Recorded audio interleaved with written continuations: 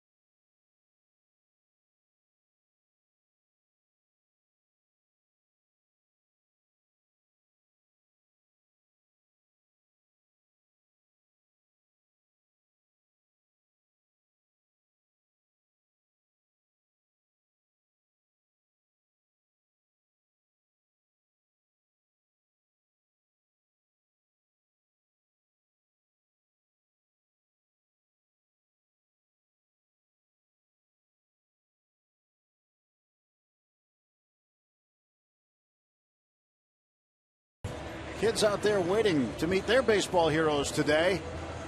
As the starting pitcher signs an autograph just before he begins to warm up. Kind of a neat deal. Same thing with Michael McHenry at the plate.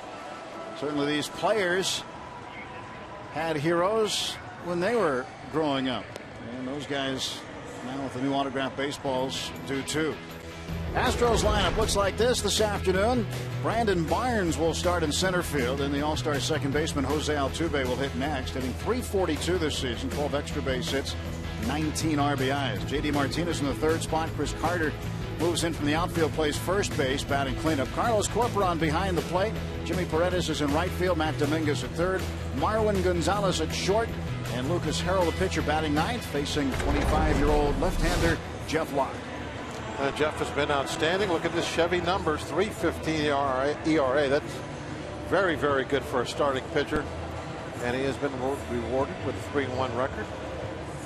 Those 8 starts. Hopefully we'll have wins and maybe a little more than half his starts this year. That'd be a great thing to see. He'd like to get his first win over Houston. He's 0-2 in 2 starts against the Astros prior to today. Defensively, Snyder moves over to left field today. Marte in center, Jones in right.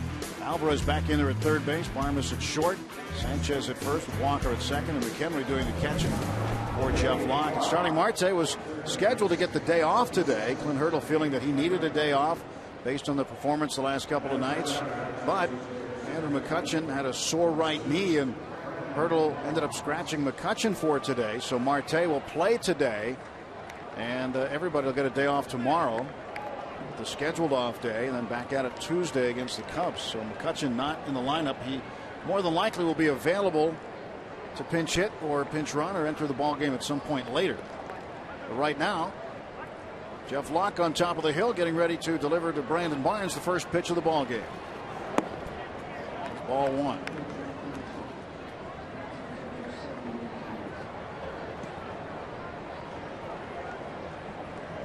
Locke facing Barnes, a .322 hitter in the early going. Barnes fouls this one off, 1 ball and 1 strike. Robbie Grossman had been the starting center fielder the last 2 nights, and looks like he has entrenched himself as the regular center fielder for the Astros, but Barnes filling in today.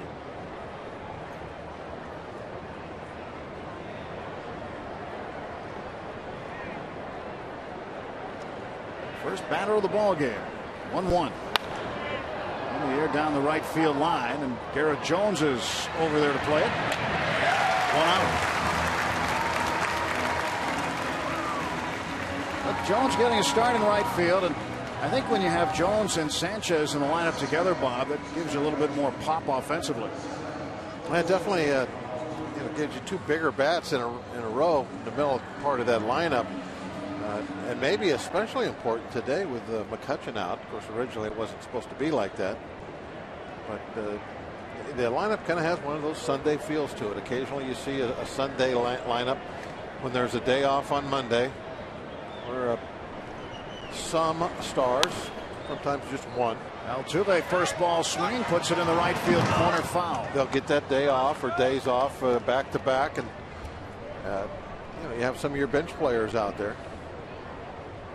Not really a bench player type day, but the thing that's different about it is you have Snyder out in left field, and then of course, as you just said, Jones and Sanchez in the same lineup, with Garrett now moved out to the outfield as well, playing right.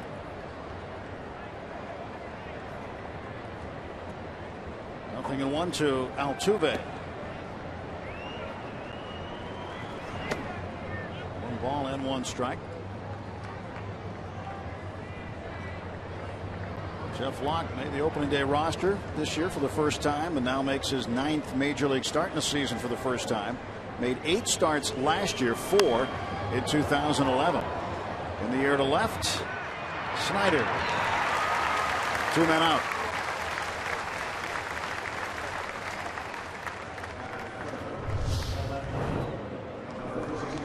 Locke, look at the focus he has on his eyes. Got that okay changeup grip, which takes the velocity off the baseball. And I think Altuve was just a little out in front of that ball. That's why it looked good off the bat, but got out there and really didn't go anywhere. It was just a routine fly. J.D. Martinez batting in the third spot. Astros also had a lineup change. Former Pirate shortstop Ronnie Cedeno was originally in the lineup today, but he was also a late scratch for Bo Porter. Cedeno suffering from a sinus problem right now. And when Ronnie got to the ballpark today, it was determined he couldn't go. So Marwin Gonzalez went back in the lineup at shortstop. And Cedeno still on the bench. He's not played at all in this series. 2 balls and a strike to Martinez. Perfect pitch with that fastball.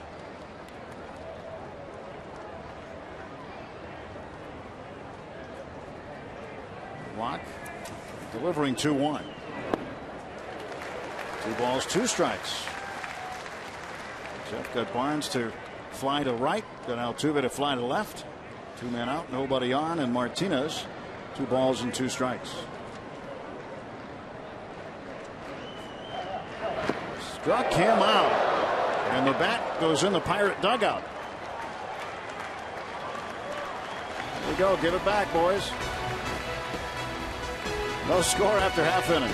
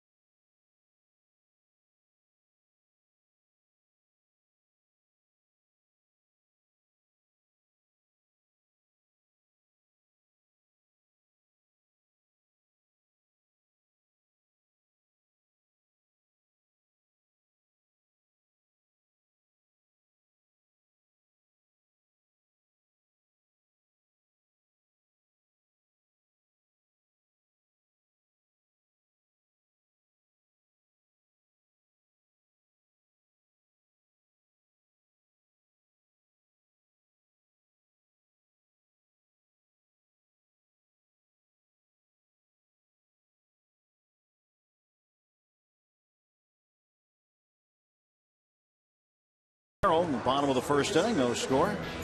Toyota Pirates lineup. Marte at the top of the order. Travis Snyder batting second, and Garrett Jones in the 3 spot today. 288 hitter. This year against right-handed pitching. Hitting .295 with 5 homers and 24 runs batted in. Sanchez in the cleanup spot, then the switch hitter Walker bats 5th. Pedro Alvarez, Michael McHenry, Clint Barmas, Jeff Locke bats 9th against Lucas Harrell.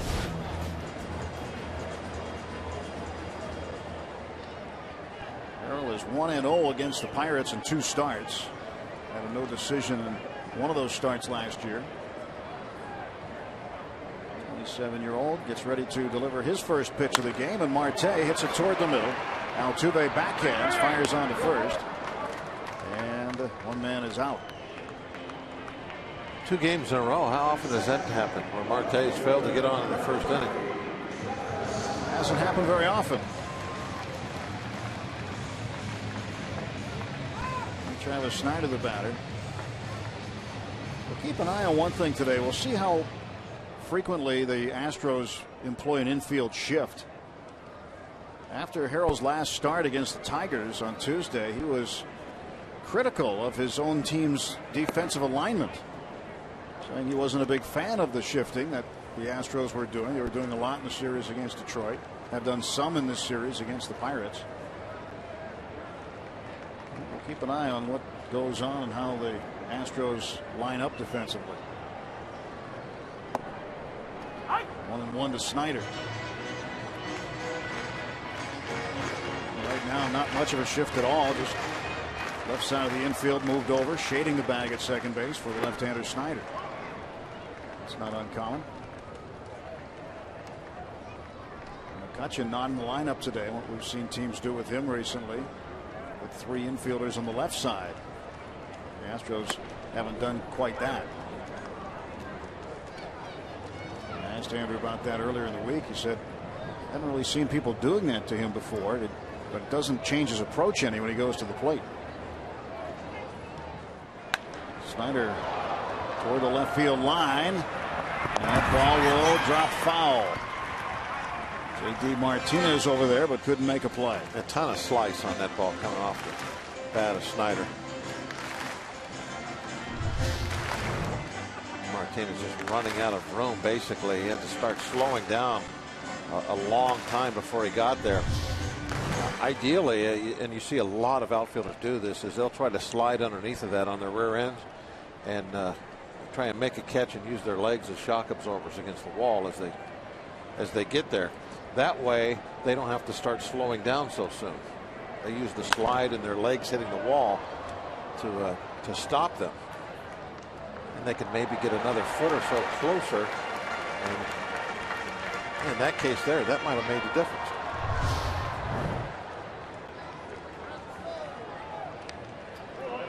Good concentration on that last one. Used two hands, had the ball above the head. Hands above the head. Nice job.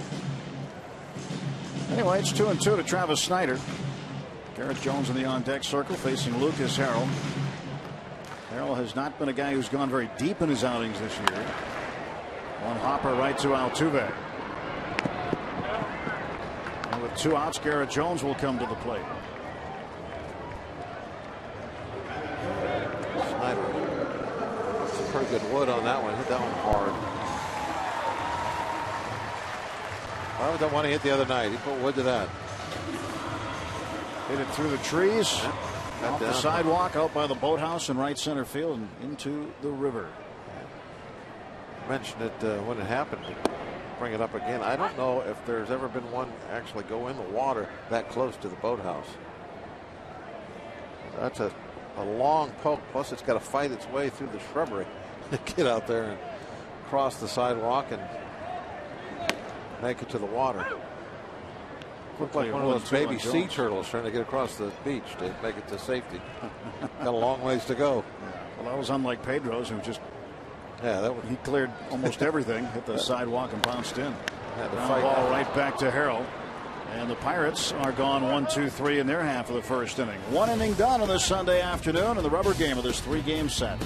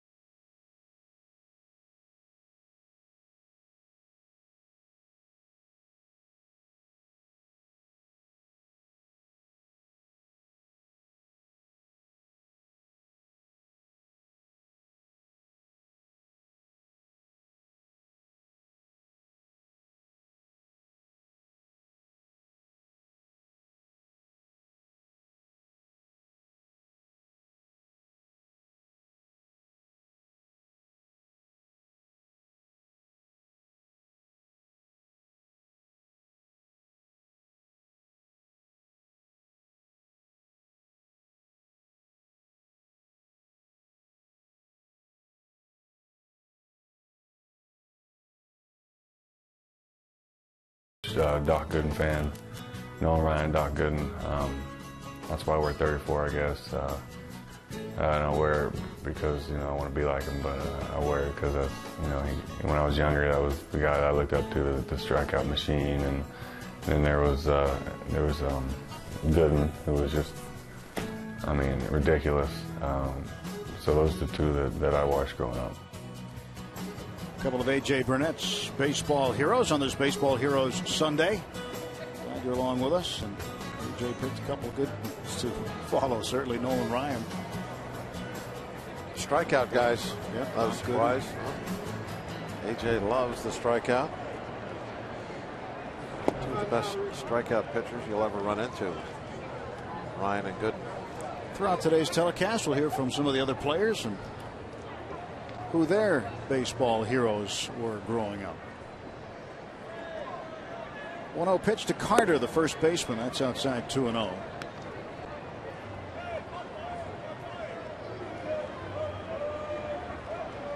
Talk about Nolan Ryan, who's a former Astro. He'd been around a little bit. Mets, Angels.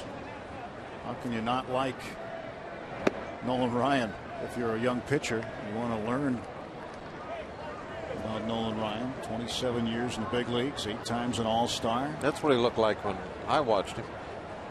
That, well, you grew 27 up an Angel fan. 27-year Major League Baseball career. That's absolutely phenomenal. And one number that is absolutely amazing that's not on that graphic is 7. 7 no-hitters. No-hitters. About and one-hitters off the.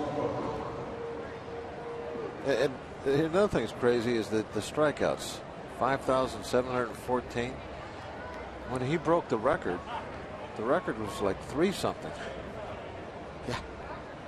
Yeah, he shattered it. Just, I mean, he just set it up there in the stratosphere.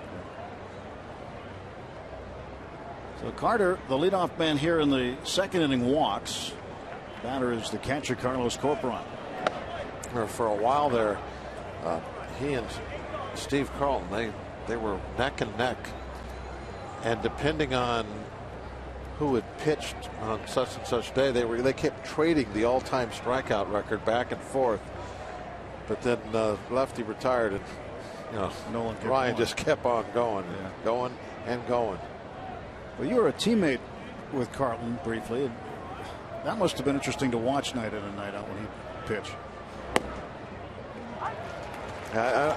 I'm not sure this is totally accurate. I say it a lot because it's just a memory of mine, and it might be wrong, but I can only recall one time the entire season. This is a lot of starts. For a while there, we were in a 4-man rotation, so it wasn't just 32 starts either. I only remember one game where he had to be taken out, like go out to the mound and take him out of the inning. Just once. Only one time. Now he was taken out in between innings, pinch hitters and that sort of thing. But only one time all year do I remember him walking to the mound and taking him out of a ball game. The whole season. That's amazing. That's amazing. But my memory might not be as accurate as I would like it to be. Maybe, he was such a hero type figure that my memory has embellished his great season. Well, but if your memory's not accurate, it makes a great story. It does, doesn't it? Corporon fouls it off.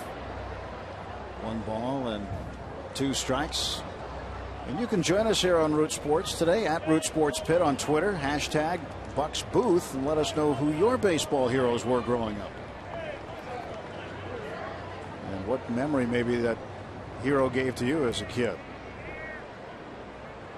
Player you wanted to emulate as a player. Anything like that. At Root Sports Pit, hashtag Bucks Booth. 1-2. And Corporon takes up high. And since most of the youngsters have Twitter today anyway, have access to it, who are your heroes today? Your active players who are the baseball heroes. All of these kids have A.J. Burnett jerseys on today. Maybe a bunch of them have A.J. as their hero.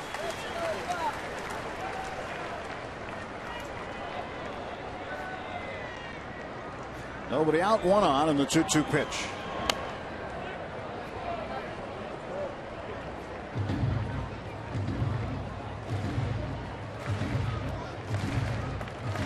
You grew up in Southern California, Bob. You like the Angels. You saw a lot of Dodger games, but I think you preferred the Angels. Who are some of the other guys you remember from the teams that you watched? Well, when I was not real small, but old enough to where I was playing Little League and that sort of thing. Corporon to right center field. Marte on the run, and he will make the running catch with ease. Throws back to first base. Wow. And nearly doubles off Carter. Didn't look like a double play off the bat, but Marte almost turned it into one. He's something. has so many baseball skills. I mean, he makes this look easy. He had to go a long way to get it.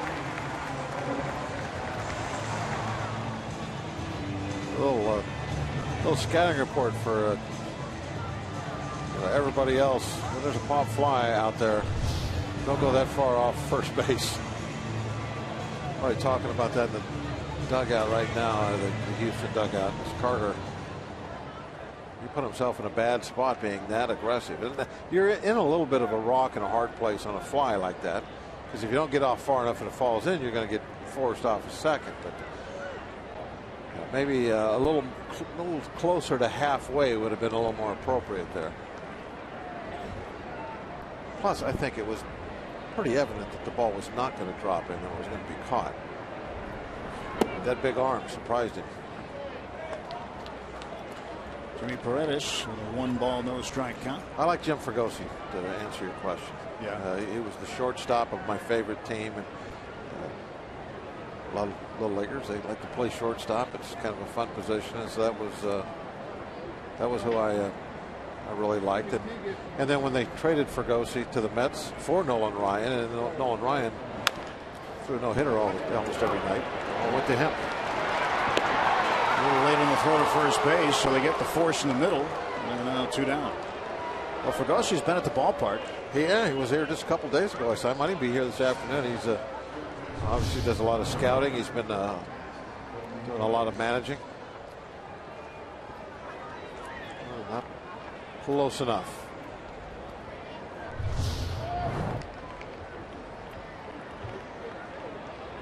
Years in the big leagues, 6 times an All-Star, a Gold Glove in '67. I think he finished up as a Pirate, if I remember right. Yeah. We see him a lot in Bradenton, scouting during spring training and occasionally during the year. And has been here and maybe here today. Didn't see him today, but I think I saw him yesterday and the day before.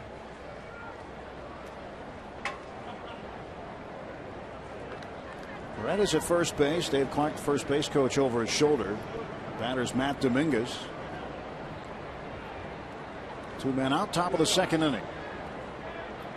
Jeff Locke's pitch on the right field side, and that is out of play for strike 1.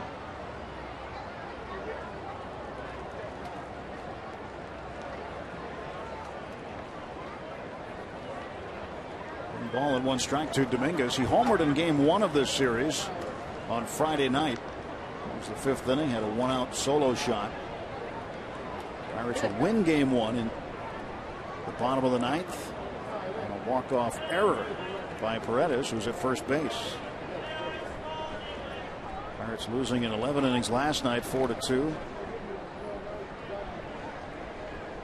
So today is for the series. And the Pirates in the last 11 series are 7-2-2. Pirates need to find their offense here in this last game. Would help things out quite a bit. It's inside, 2-1. What we were talking about last inning. Fastball downstairs, bottom 3rd of the strike zone.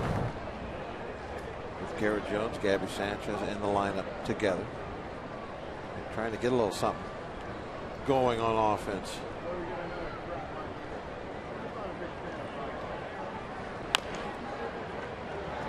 Alvarez is there. And Dominguez is out. Astros leave a man.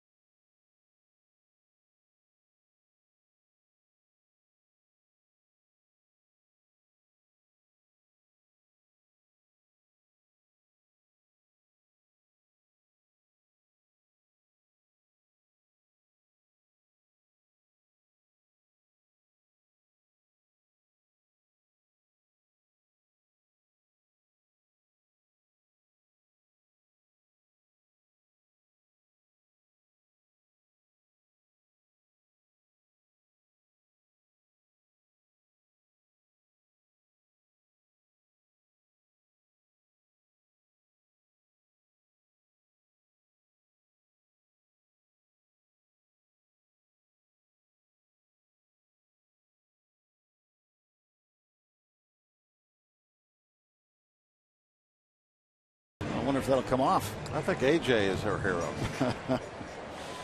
No My score guess. as we go to the bottom of the second inning. A beautiful Kids Day Sunday, and Jeff Locke gave up the leadoff walk, got away with it, and has faced 7 men through the first 2 innings. Gabby Sanchez first at bat, and Walker and Alvarez to follow, facing Lucas Harrell.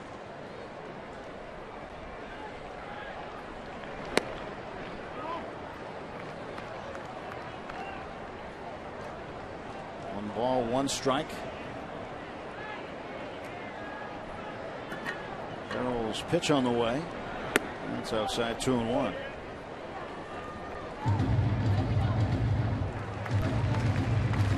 We talked about Lucas Harrell and not going very deep in his starts. He hasn't pitched past the 5th in any of his last 3 starts, and over that period has gone 0-2. A pretty high ERA of 8.79.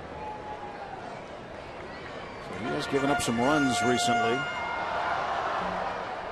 They haven't had the defense right, so that's what he was talking about after the game with Detroit on Tuesday. get it figured out.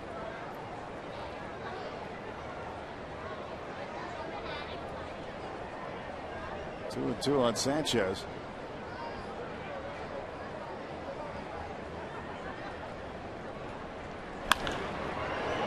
Down to short.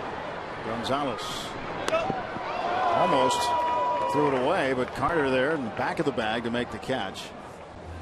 Gabby Sanchez, who was his baseball hero growing up. He was a guy that I just liked. I liked what he was about. I liked what he did. I thought there was no better way of playing baseball than going out there and playing every single day, playing a sport that you love every single day, and that's what he did. Yeah, he never took a day off. And, you know, I just, even as a kid, I respected that, and I, you know, enjoyed watching him go out there and play and have his 100 different, you know, batting stances and doing all that stuff. It was fun. Pretty good one to pick there. Got to emulate, and Cal Ripken Jr. I'll tell you that he's got to be a lot of people's hero. Went to the Hall of Fame in 2007. 19-time All-Star.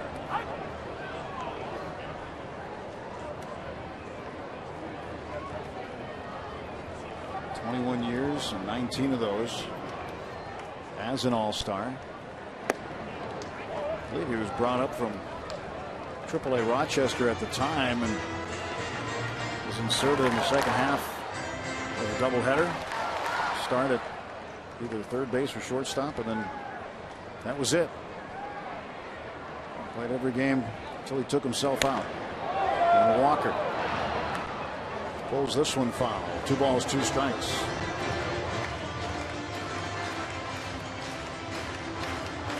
You know, the consecutive games played record, that might be one of those that won't get touched. You hear so many managers today talk about got to get a guy a day off, got to give guys days off, get them rested. And Ripken was not one of those guys. And Walker strikes out looking.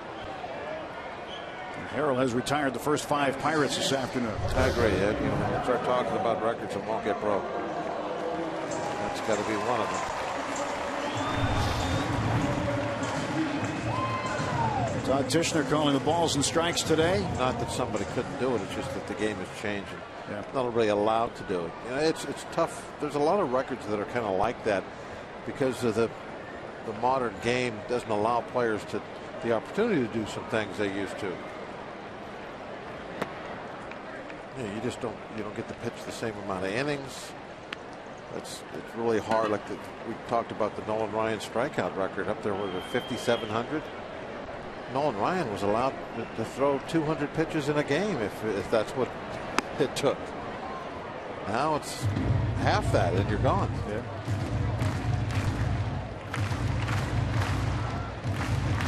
The game may be changing in more ways in the future with the possible addition of extended replay. Additional video replay. There's a lot on that's been in the news lately. That could affect the game quite a bit, affect these guys. C.B. Buckner, last night's home plate umpire, had a play that was argued at the plate. Clint Hurdle was ejected as a result. Turned out to be the game-winning run. 2 balls, And 2 strikes to Pedro Alvarez. He was ejected for the 2nd time this year last night. And in the 11th inning.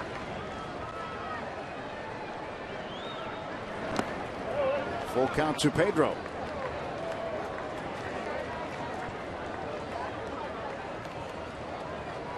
And on that call last night, the video replays would support the umpire. So that the runner was safe. 3-2. Ball 4. And the Pirates with their first base runner this afternoon.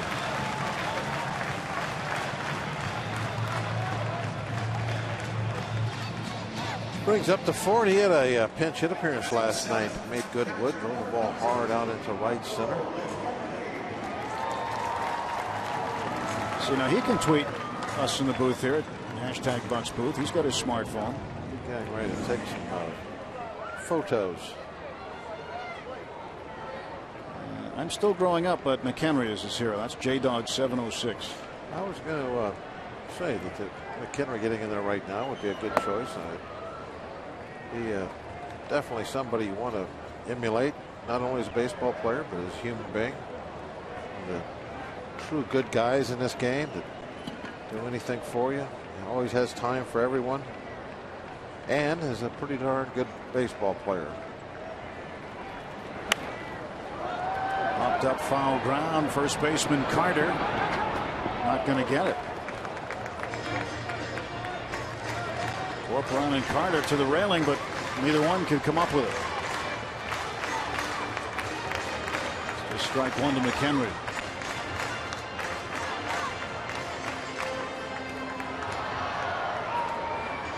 What a great day out on the Allegheny River. A lot of watercraft out there today. See more kayaks. There's a tandem kayak in the bottom of your picture. Just out of it now. What a way to take in a Sunday afternoon, huh? Be another great summer. Alvarez with a short lead off of first base. 2 men out. 1-1 is inside. 2 balls and a strike. Pedro stole a base the other night against Milwaukee. But his 3rd career steal and his first steal against somebody other than the Cubs.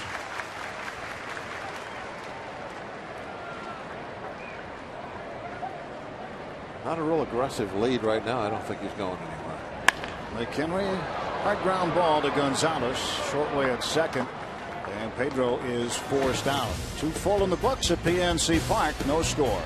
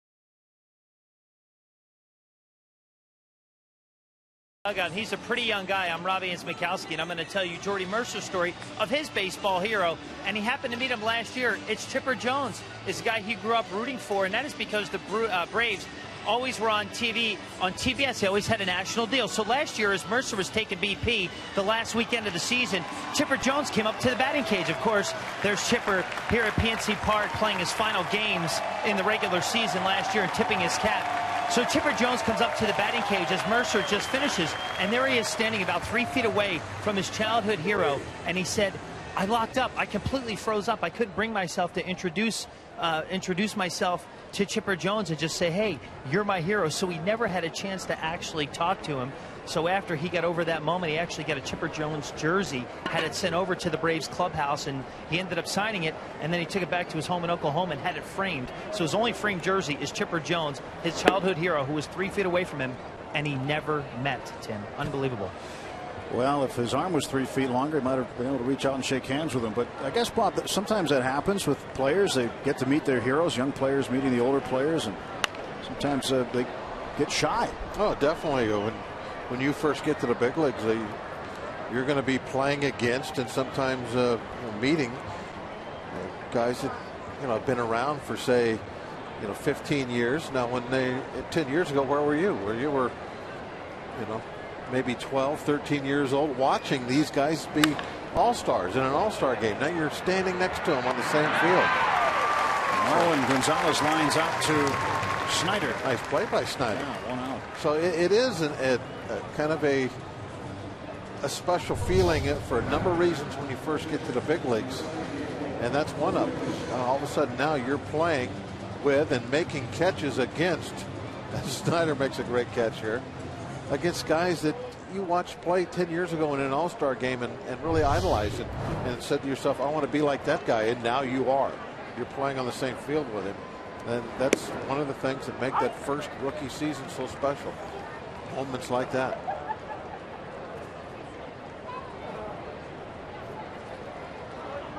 Lucas Harrell 0-1.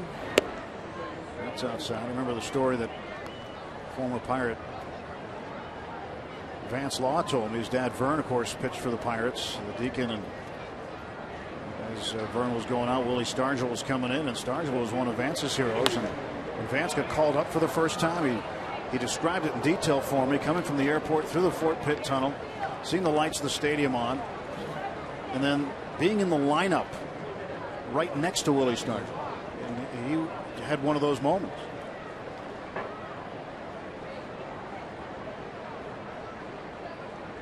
One-two pitch.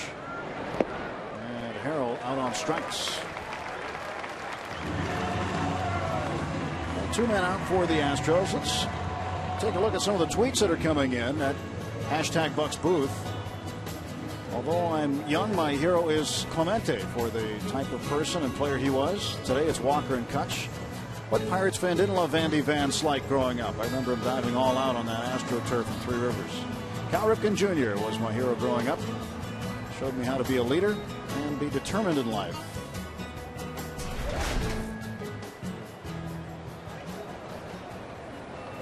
Just talking about it. He's got a statue out front. Number 8. A lot of people looked up to him. Chicken on the hill with Will. Brandon Barnes, second time up. He flied to right in the first.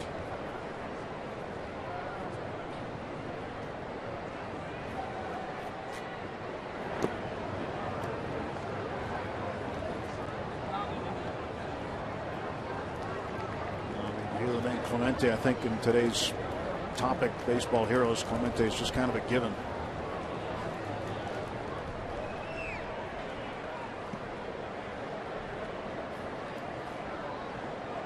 2-0 pitch. Barnes takes up high, and it's 3-0.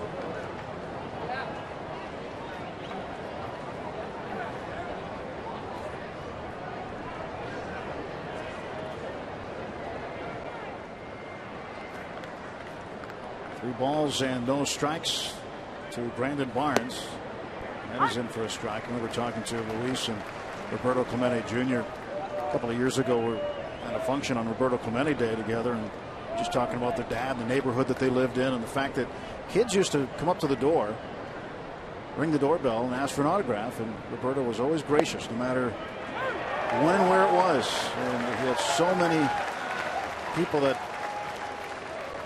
wanted to meet him because of what he could do on the baseball field and the kind of person that he was. Right at the knees. Another one of those low fastballs. Full count to Brandon Barnes. Payoff pitch. Missed for ball 4. That one looked closer than the one before. Thought that was a pretty good pitch. Let's take a look, see where it is. Or maybe, you know what, that might have been just a little bit inside, perhaps. Was definitely off the strike zone. Not by much, but a little bit.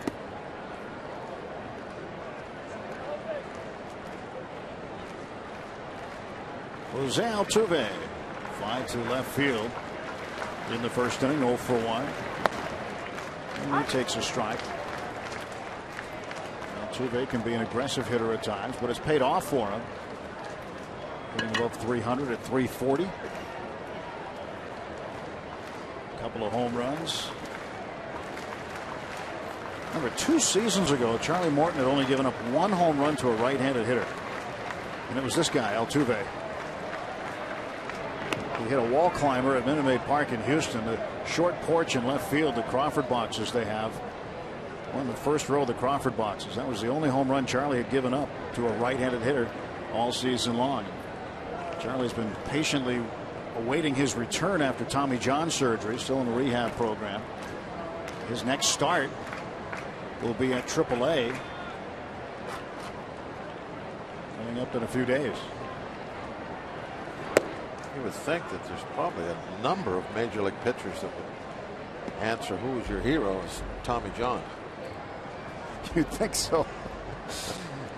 And it's expanded to outfielders and infielders too. Catchers. There's a lot of people's heroes nowadays.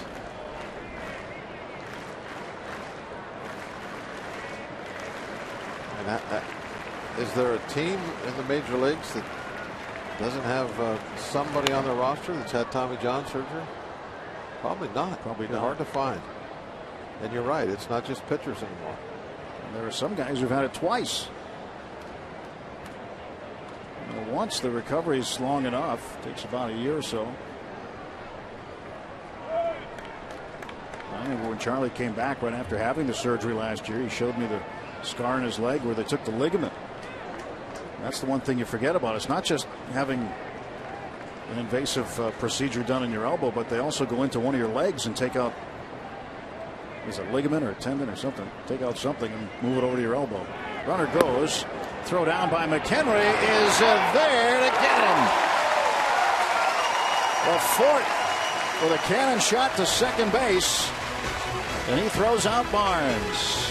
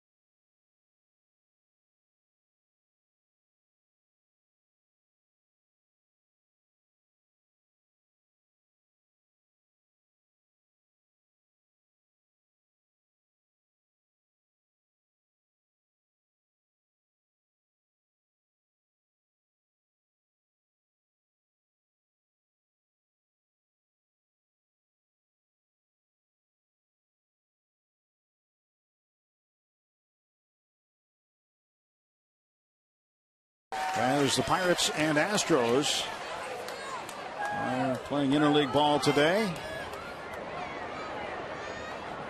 And Barmes leading off against Lucas Harrell. I think we just had a rarity occur, didn't we, Bob? Between innings? Parrott finally got a hot dog to Steve. He finally got one in the radio booth. It's taken him, what, 3 years? 4 years to get one back up there? He got a great hand by the crowd, too. Wow. For those who don't know, between innings in the third inning, the Parrot has this pressurized hot dog gun that he shoots hot dogs to the crowd with. And his last shot every game is aimed for the radio booth. Or the TV. It depends on which TV. Depends on it's which aimed TV. at blast. That's what it is. It's aimed at. So today, Steve in the radio booth, the Parrot, who lately we've noticed has been zeroing in. He came close. He got one in the Milwaukee Brewers TV booth the other day, which those guys don't know the joke. They're not in on the joke, so they weren't as pleased about it. Well, they just ate the hot dog. Yeah. But the Parrot got one up to Steve today. Finally. The last one Steve caught up there was in 2009. If you keep track of those sorts of things. Steve very happy. Lucas Harrell pitching to Barmes. The 3-2 is fouled off.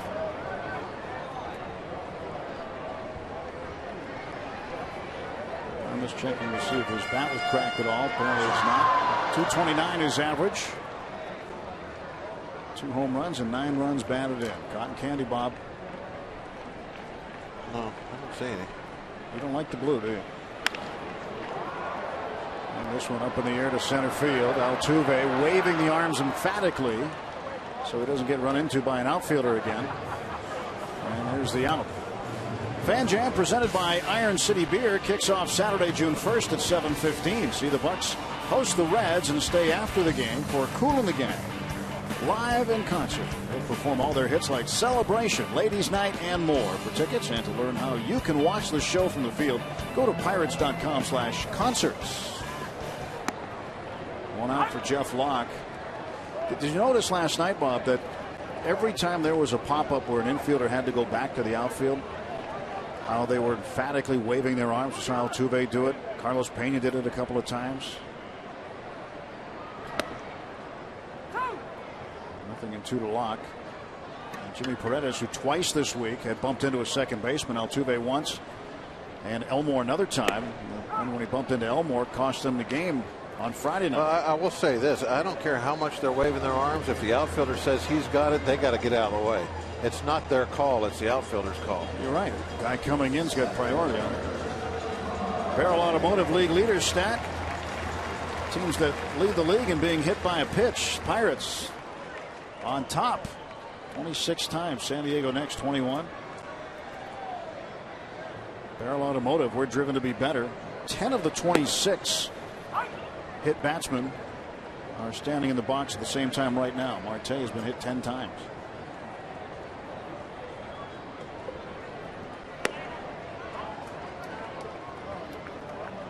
If you look at his hot zones, his batting average, where he hits the best, it's the outside half of the plate.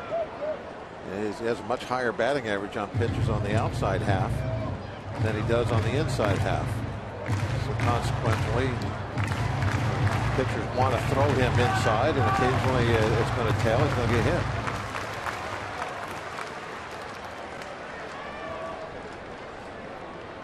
And he doesn't really care. He doesn't, spend a lot of time jumping out of the way most of the time. He'll hang in there real good.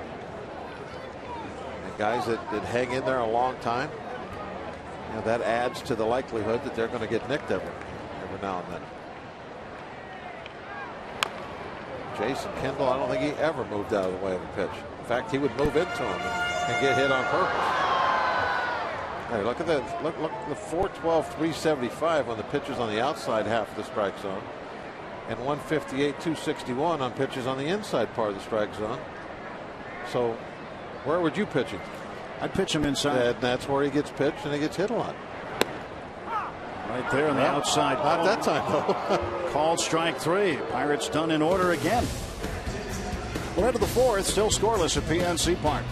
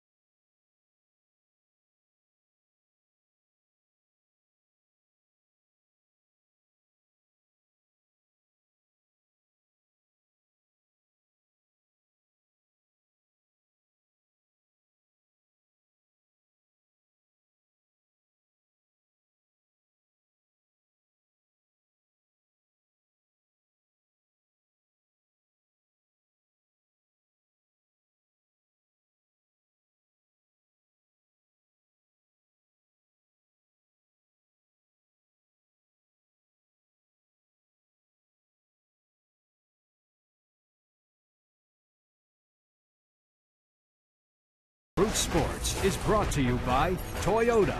Now's the time to go places with Toyota. Visit buyatoyota.com for special offers. And by PNC for the achiever in you. Let's go Bucks. For it, Michael McHenry threw out Brandon Barnes trying to steal third base, but it's not just because he had one good throw. This is what Michael's been doing all week long, working with Jeff Bannister on his throws. Had a tough time against Milwaukee when they stole 6 bases in the series opener on Monday. And ever since, McHenry's been out early, doing all kinds of work, even working from different angles. There's a ground ball to short, backhanded by Barnes. Nice throw, considering getting to throw it across the body. Gabby flipped the roadblock. And nowhere for Altuve to go, and there's one out. So what the Fort was doing resulted in this in the 3rd. Pretty good jump by Barnes. Throw right on target. Jeff Bannister, the bench coach, former catcher, worked extensively with McHenry in the throws this week. One of the things that Bannister has him do also, and he did this with Michael last year, is he'll get him out at shortstop and he'll have him throw to first, and he'll get him throwing from the second base bag over to first, just to get him at different angles on the diamond, throwing the same distances at times, but just from different parts on the field, just to get a different look. And he'll do that a little bit here and there, but mostly they worked on throws from behind the plate. Come back to lock. JD Martinez is out. 2 away. Pirates games, more fun in groups. Ask about how each member of your group can take home a Pirates cap or Roberto Clemente jersey with just the price of a ticket. Give your group a night to remember. Book your group outing. Call 1-800-BUY-BUCKS or go to pirates.com/groups.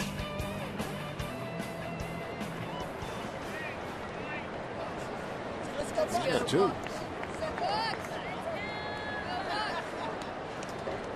Couple of souvenirs for him today. Carter takes strike 1. Carter walked his first time up. That was in the 2nd inning.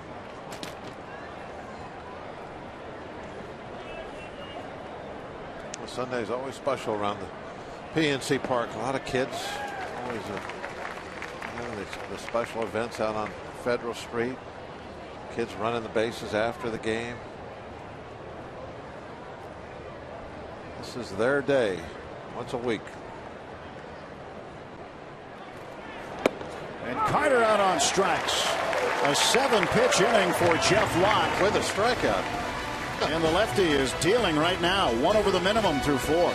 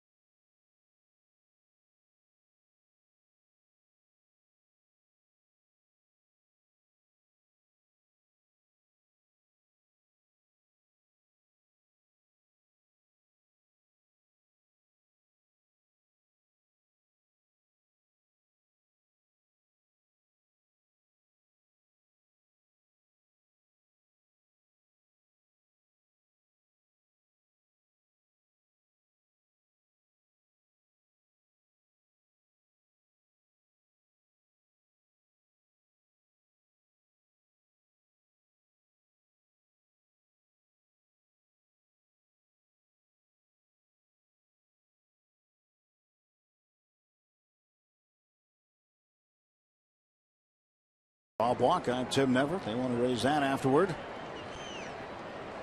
couple of guys, Nick Clementi replicas. Many of those. Snyder wants it right back toward Harrell. And quickly 1 out. Snyder finding that too close to the pitcher. He would have had the hit if he could have dumped that a little bit closer to the foul line. He put it out there at a good speed. It was soft, but you're right. Definitely too close to the pitcher. Hey, Harold's been doing a good job of throwing strikes, but staying out of the heart of the strike zone.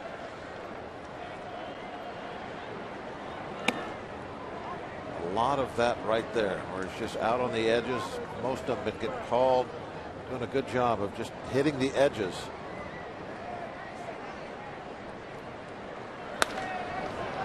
Altuve with a backhand play. 2 gone quickly for the Pirates. Fastball right on the corner. On tonight's episode of Sunday Night Classics, we go back to Neil Walker's football days at Pine Ridgeland. He and his Rams will battle future NFLer Paul Posluszny and the Hopewell Vikings in the 2002 Whitfield Finals. Hear the story retold by Walker, Posluszny, Matt Fontana, Craig Bocourt, Claire Altimus, and Kevin McCabe on Sunday Night Classics. Future phenoms on field tonight at 8 on Root Sports. It's going to be neat to take a look at. Walker, one of those guys in high school that just seemed to do everything easily. If you're on the other team, you probably hated him because it was so easy for him. And he was so good, both at football and baseball especially. 0-1 to Sanchez. Gabby takes a strike. It's 0-2. It's kind of unusual nowadays. Two-sport star.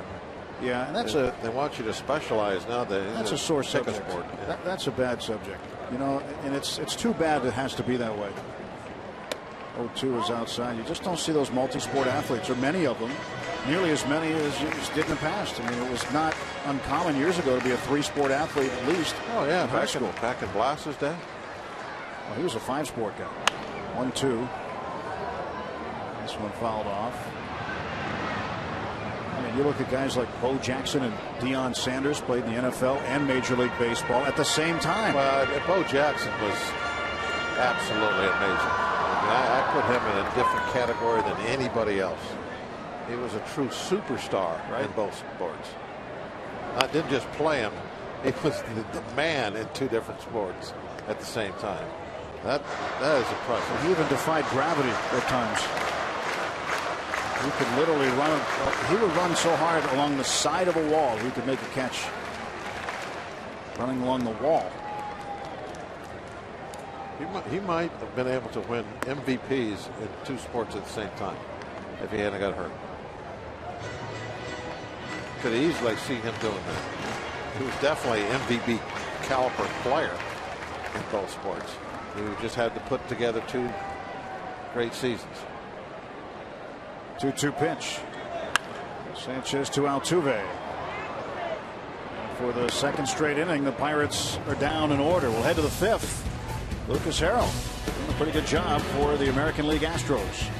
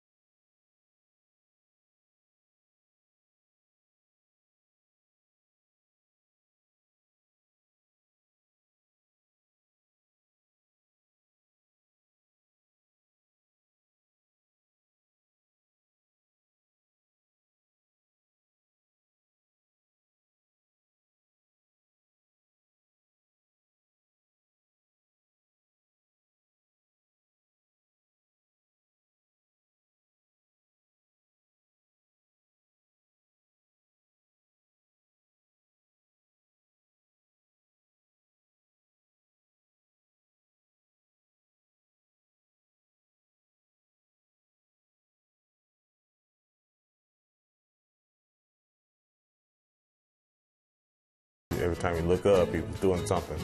Home run, scoring from first, robbing somebody in the outfield. It was always something different. Something to bring. So that's kind of somebody who I wanted to be like growing up. I just wanted to kind of emulate my game after someone like that who could just do it all, sacrifice his body, and just play hard. Good call there, huh? Yeah. Nick Griffey was something special for many, many years. He had all the tools you could ask for a baseball player. Carlos Corporon takes inside for ball 1. 22 years a major leaguer. In fact, played in the same outfield with his dad at one point. Injuries kind of slowed him down later in his career, but especially in those Seattle days. Wow. The kid. He was something else. And imagine if he had played other sports, the kind of athlete he was, what kind of dominant player he could have been in football or in basketball. But baseball was his calling. Came from a baseball family. Grew up around the game and really was one of the best to watch play that position. Base hit to right by Corporon. And that is the first hit of any kind in this ball game. In the ball game, yeah. That's amazing. First hit of the ball game. Leadoff single by Corporon. Now he is at first for Jimmy Paredes. Yeah, both pitchers doing a good job today, Locke and Harrell.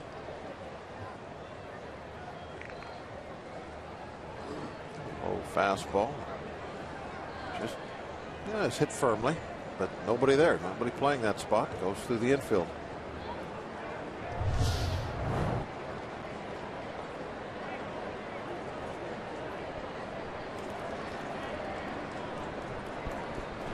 Paredes fouls it back. This is a Baseball Heroes Sunday on Root Sports. One of the Pirates players telling us about who their baseball heroes were when they grew up, the guys they looked up to and admired and wanted to emulate. I'm sure you have them as well. You can tweet them to us at Root Sports Pit, #BucksBooth. Armas to Walker. Wow. Almost. They got one out of that.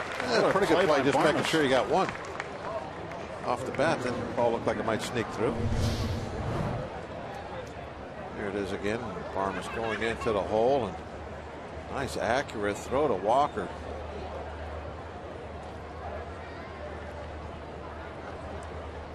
Very quick turn by Walker. It looked like it was just, as I said, maybe a base hit. They were lucky to get one, and then Walker with that turn made it look like possibly a double play.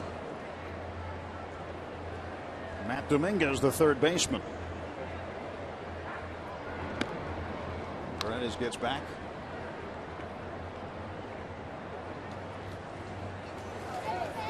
There's a Mazeroski autograph on that hat. Maz, the guy that tutored Walker at second base on how to make those turns quicker. One of the guys with a statue out front.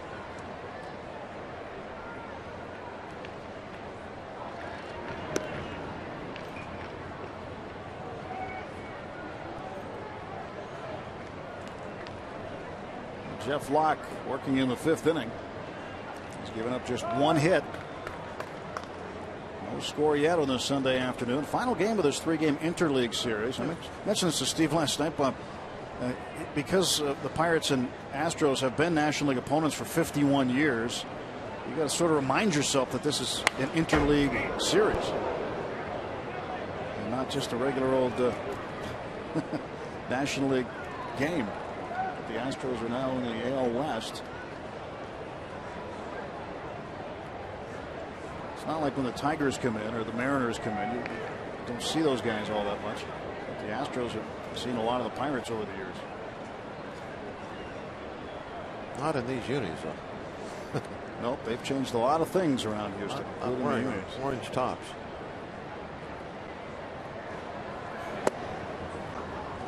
Since we're talking about the baseball heroes, be an interesting question for our folks out there that can tweet.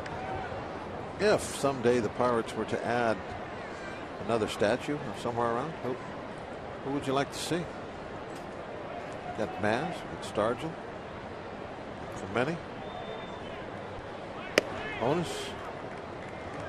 They have Kiner's hands. Right. Ralph Kiner's hands are on the left field pavilion. Is there anyone else that you'd like to see put in a statue? Blast be bronzed? Wainer? Paul, I mean. Yeah. You've just got John's attention at home. 2-1. Runner goes, and a ground ball hit toward Barmes. Throw on to first and get the out there. 2 men out. The second base is Paredes. My hero is Bill Mazeroski. I mean, he hit a walk-off home run to win the World Series. Just amazing. Yeah, but how about the fact that he is looked at as one of the best, if not the best, defensive second baseman? Just ask guys. You know, I talked to Bill Verdon about him one time, and I said, how do you know he was such a good defensive second baseman? He said, well, I was playing center field behind him, and when I didn't get too many ground balls, I knew he was pretty good.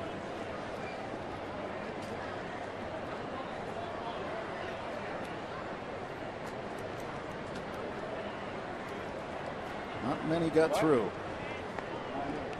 So Paredes in scoring position, 2 men out, and the shortstop Marwin Gonzalez at the plate. Gonzalez, a switch hitter, batting right-handed against the lefty Locke. Takes a breaking ball for a strike.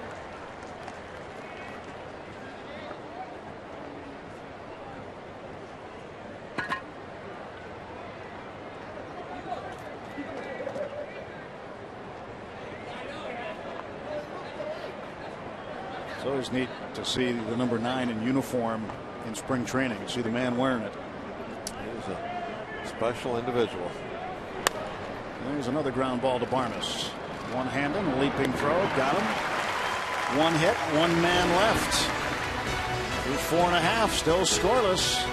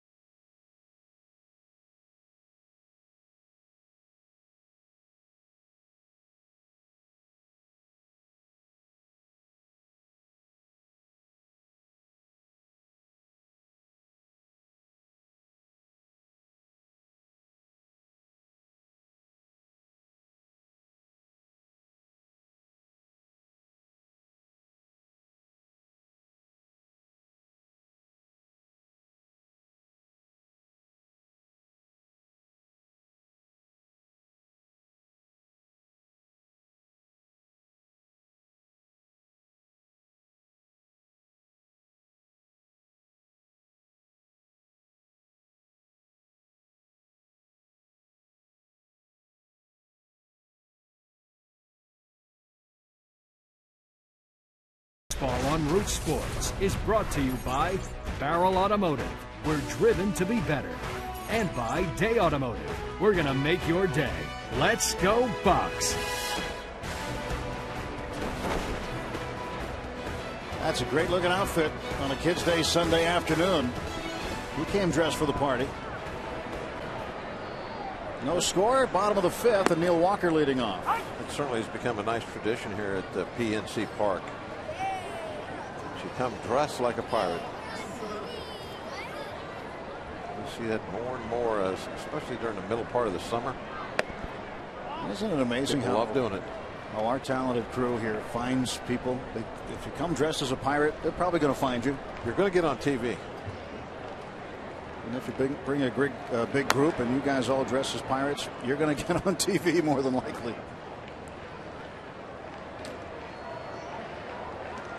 One ball, 2 strikes to Neil Walker.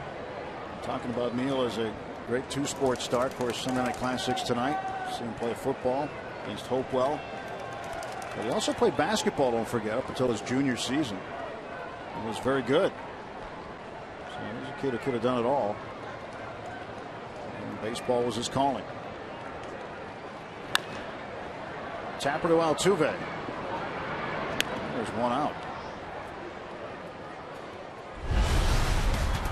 Our Day Automotive this day in Pirates history. On this date in 2000, Jason Kendall becomes the only Pirate to ever hit for the cycle at Three Rivers Stadium.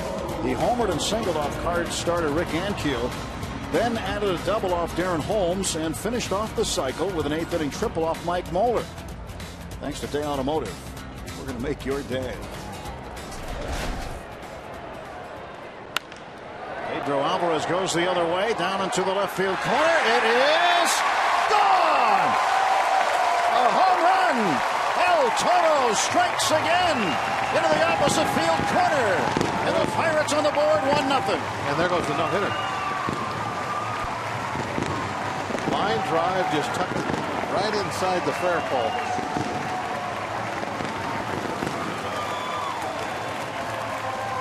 Oh, a mighty swing by the bull, El Toro.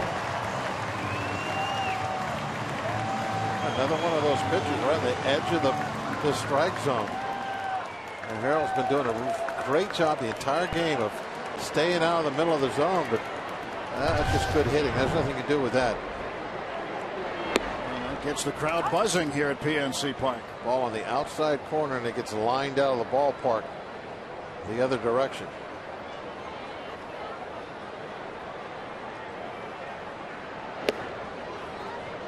This gives you an idea of how strong he is to be able to hit the ball where it was pitched and hit it where it ended up.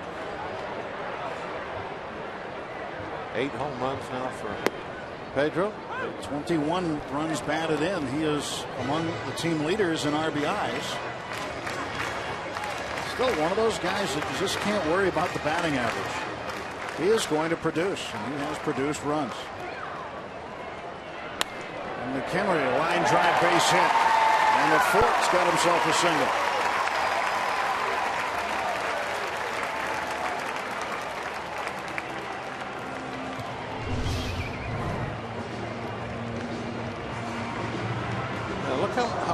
That ball is when it leaves the bat. As it left our shot right there, it looked like it was going to be 30 feet fair, but it's slicing, and then barely tucked in, just behind the pole. Give you an idea just how much that ball will move going down the line. Alvarez did not play last night, so he is now homered in back-to-back games. It's the 3rd time this season he's homered in back-to-back games.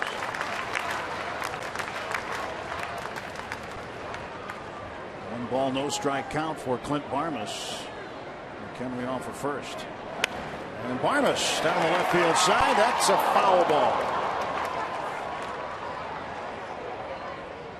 That one started fair. And slow down, Michael. Started fair and just looked foul at the last moment.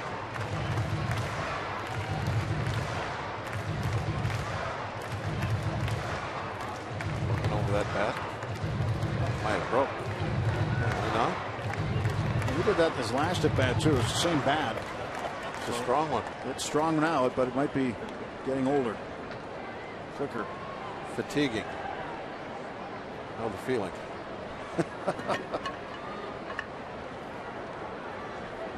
1-1 to Barnes. Oh, wait. I feel like I'm just an old bat. You just opened yourself up for pine tar all over. A lot of comments, but we'd be here all day.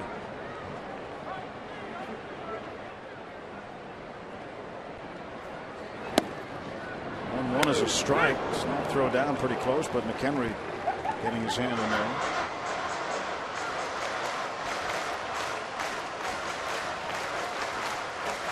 Michael McHenry, a follow-up single after the solo home run by Pedro Alvarez. First hit for the Pirates was the Alvarez home run.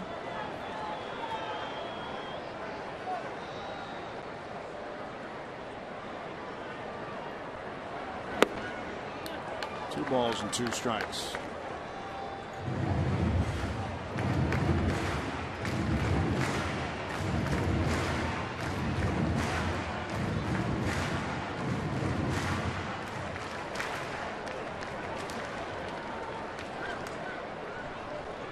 Barrels 2-2. Barnes a chopper toward Dominguez. He's got it.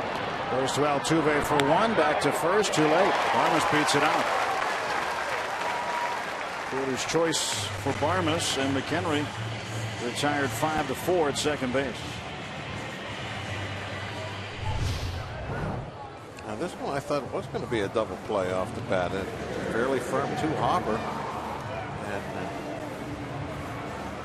and maybe we got a call on that one. No, safe. That was just good speed.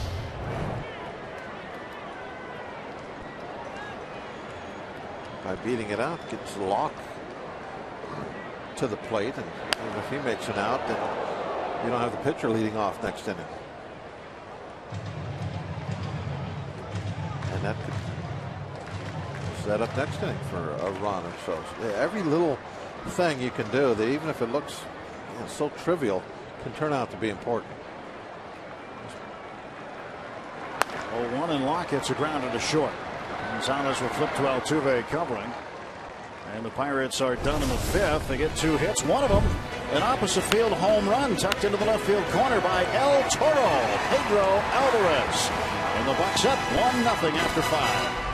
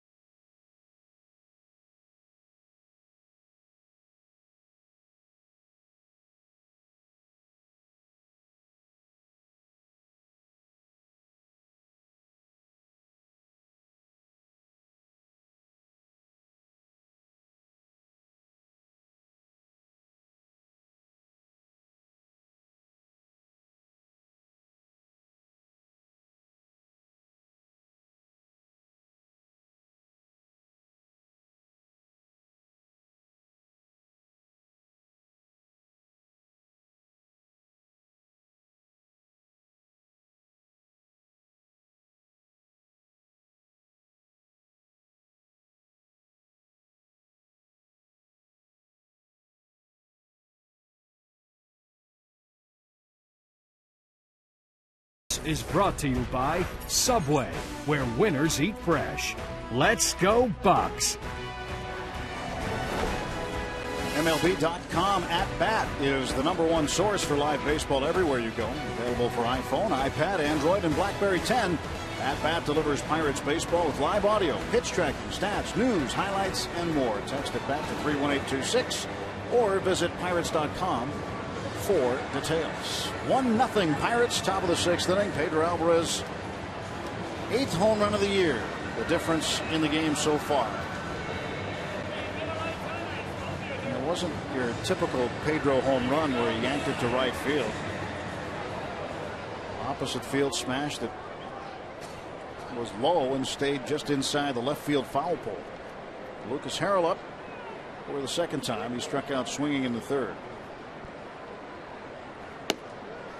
Jeff Locke comes at him with a strike.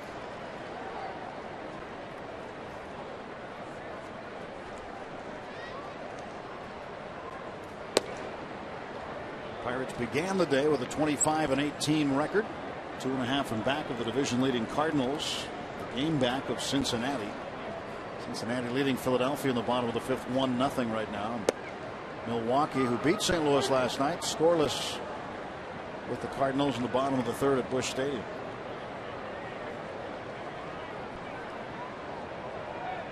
Cubs are also in action, taking on the Mets. They're scoreless.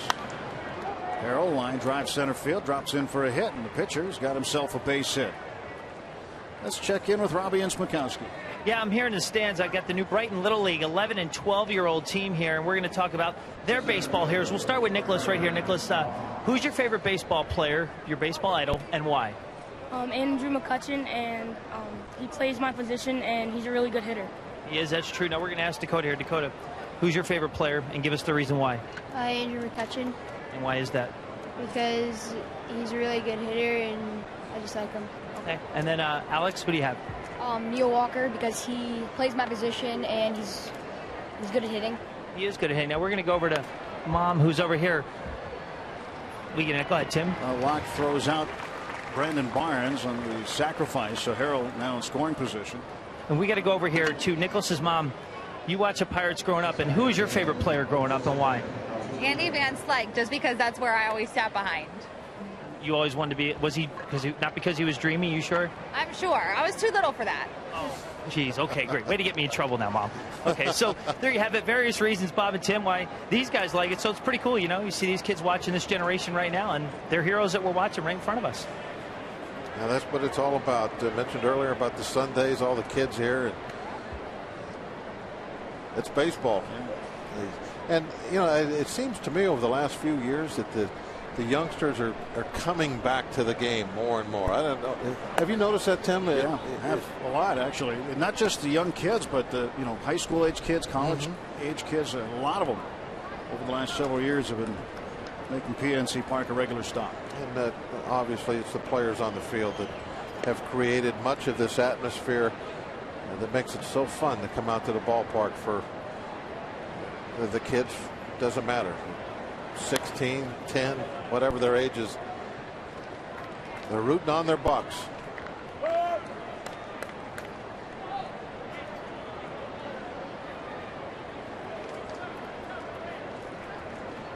They must not be selling the pink cotton candy today, Bob, the kind you like.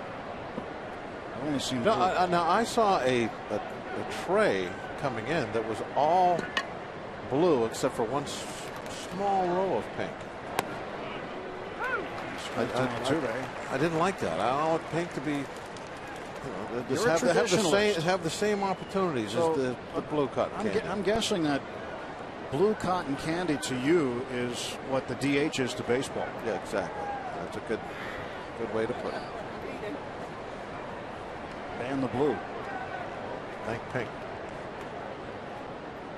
1-2 pitch. Low to Altuve. 2 balls, 2 strikes.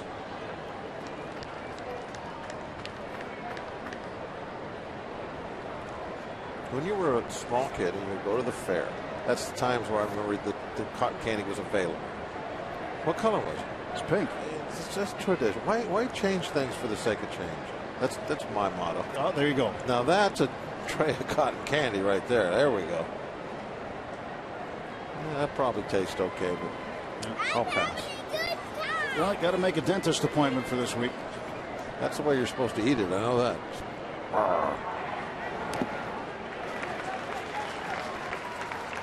Henry couldn't hold on, so 2-2 remains the count to Jose Altuve. Right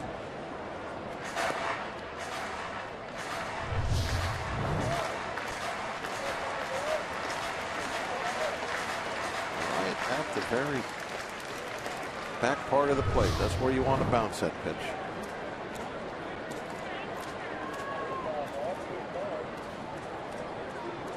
That's where you get those check swings or the chases.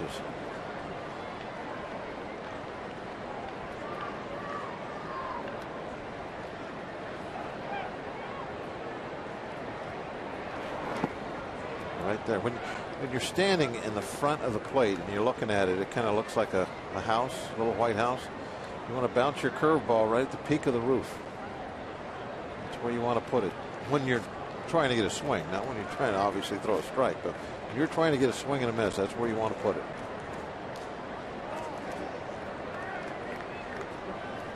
Full count to Jose Altuve.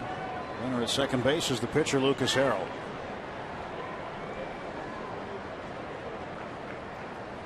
Locke gets the sign he wants.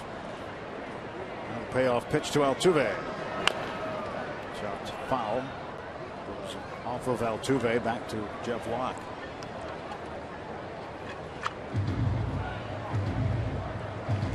Astros with a tying run in scoring position.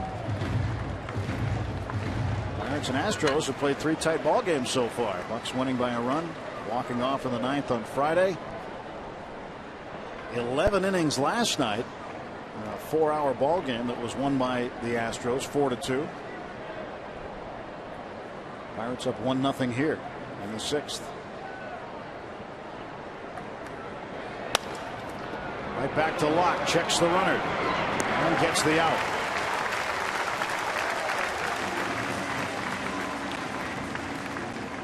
We don't talk a lot about it, but Jeff Locke seems to field his position pretty well. He did this textbook perfect. Hits the ball, immediately look. He's got plenty of time. Immediately look, make sure that the runner is stopped at second base,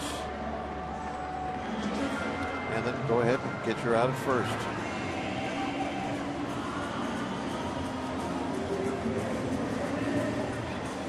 Good bit of base running right there. What do you think about it?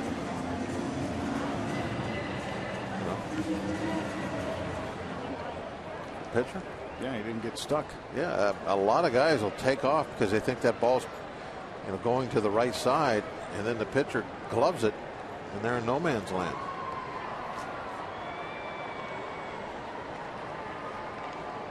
JD Martinez at the plate. He's 0 for 2.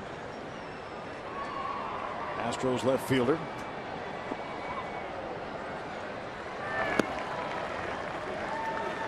Day off tomorrow for the Pirates, and then the Cubs come in for 3. Starting Tuesday night, Wednesday night, and then Thursday afternoon, a 12:30 game. Before the Pirates head off on the road for 3 in Milwaukee and 2 in Detroit, where the Pirates will use a designated hitter for the first time this season. 1 ball and 1 strike to Martinez. I thought it was kind of funny about those 2 games in Detroit. I just noticed this yesterday. The first day in is a day game. Getaway day is a night game. Yeah. Odd. How about that? Almost always flip-flop. The day game's a Monday, Memorial Day. Oh, okay, that explains And then it. the Tuesday getaway game is a Tuesday night. That's fine. Should have looked a little closer. Marte puts that one away. No runs, a hit, a man left. We'll head to the bottom of the 6th. Pirates 1, Astros 0.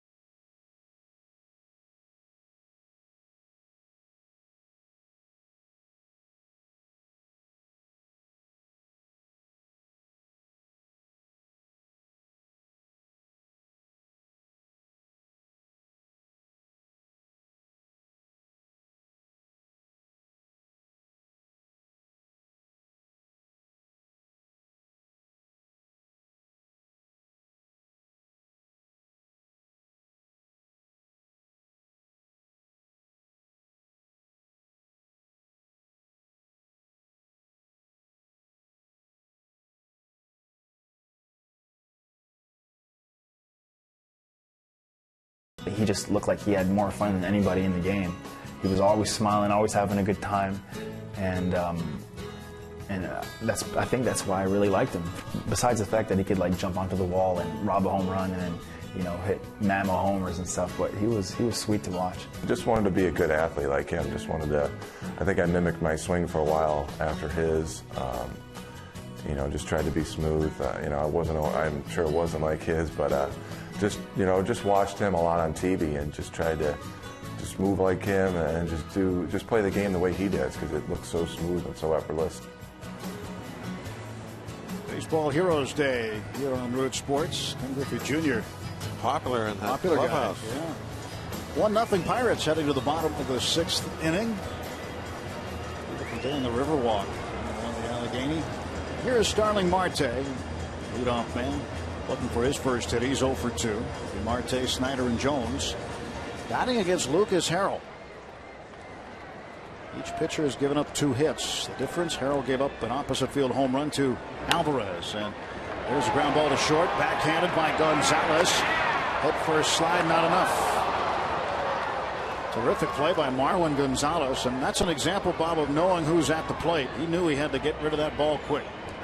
Ball was hit sharply, kind of did him a little bit of a favor.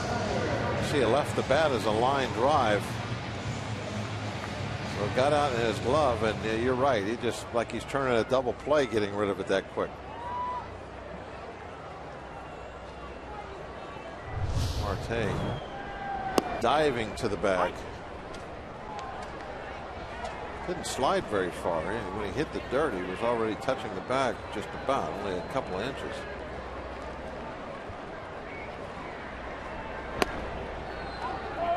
Ball 1 strike to Travis Snyder.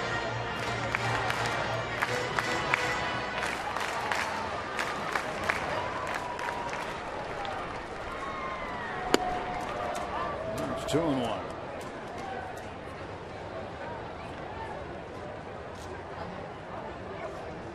Marte was scheduled to have a day off today.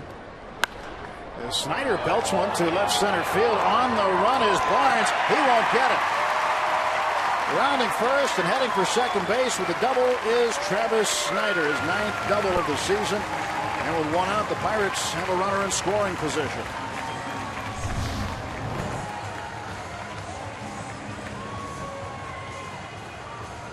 Well, the pitcher was in a fairly good spot. Snyder just beats him down and away. Drives it to the opposite field gap into that notch.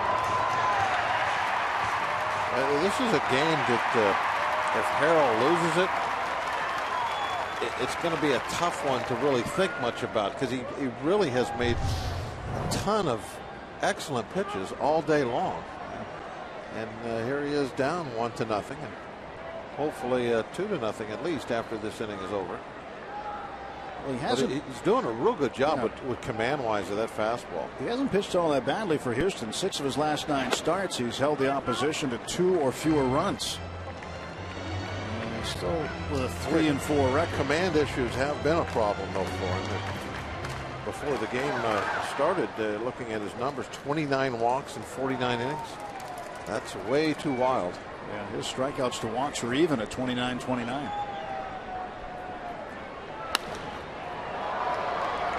In the air to left field. Martinez with the catch. 2 down.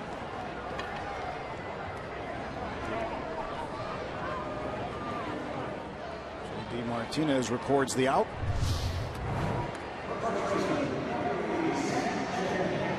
Another pitch down and away. Everything has been on the edges of the strike zones that he throws. He has stayed out of the heart of that plate so well this afternoon. Working the lefties mainly away, trying to use that big left field here at PNC Park. Kind of a luxury that he certainly doesn't have in his home ballpark. Sanchez to center field and a base hit. Snyder's going to get waved around. The throw from Barnes to the plate is in time to get him. Home plate umpire Todd Tishner making sure Corporon had the baseball still. And Snyder, in an effort to jar it loose, thrown out at the plate.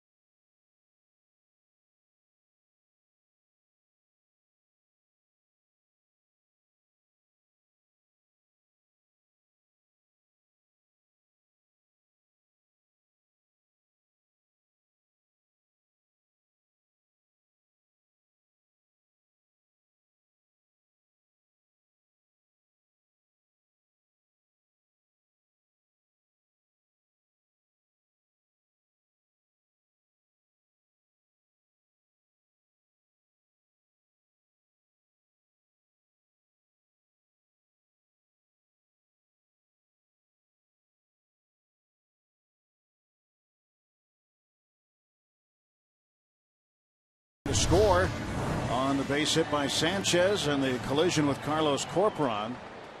But the ball stayed in the glove of Corporon, and Snyder is out. Yeah, he is just locked in right on where the glove is. He's just trying to hit the glove with his shoulder and get that ball out of it. Corporon, he set up the roadblock well in front of the plate. It wasn't like Snyder had a choice. If he wanted to get to the plate, he had to go through him. Good hard-nosed baseball from both those guys, and they kind of acknowledged it right at the end of the play. They kind of gave each other a little tap. Occupational hazard here at this ballpark. So Hunter Pence throwing it to Corporon, and Josh Harrison bumping into him at the plate. Yeah, Josh kind of went in kind of halfway. That one belted the left field.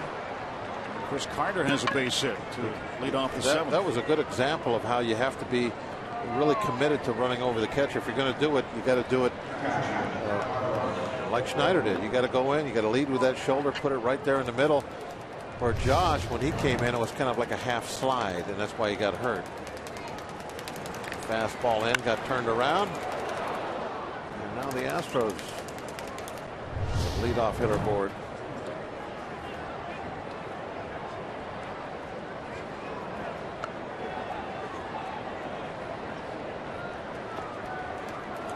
Runner aboard for the Astros, nobody out.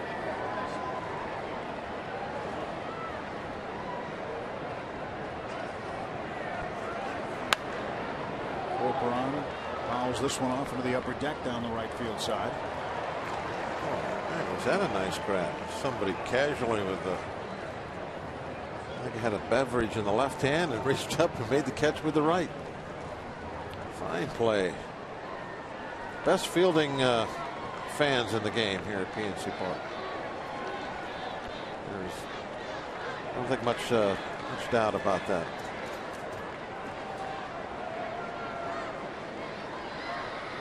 Jeff Locke's 0-1 pitch. They can pick it here. For a strike. Fastball right down that bottom corner. Justin Wilson getting loose for the Pirates in the bullpen. Jeff Locke getting deeper into his start. Ray Surge keeping an eye on the 25-year-old lefty. Starts the seventh inning.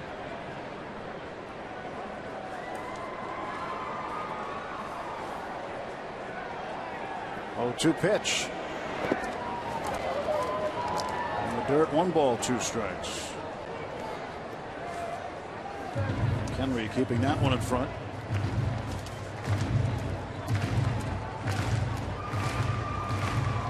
The deepest that Locke has pitched in a game this year, 7 innings. That was on the 28th of April at St. Louis. Gave up 3 hits over 7, struck out 4. And got a win out of that one. That followed up a 6-inning performance in Philadelphia 5 days before, where he went 6 and gave up only 2 hits.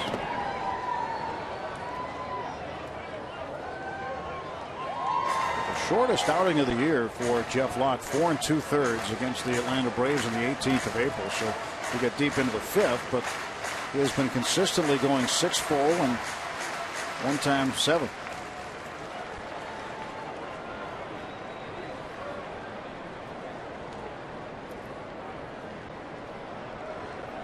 Two balls, 2 strikes to the Astros catcher. Carter off of first. 3-2.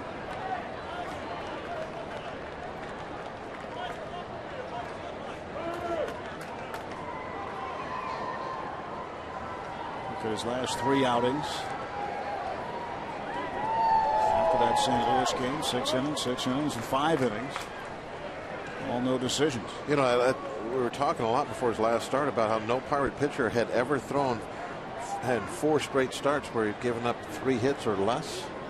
That, of course, was broke, but got a chance to do that again today. That would be 5 out of 6.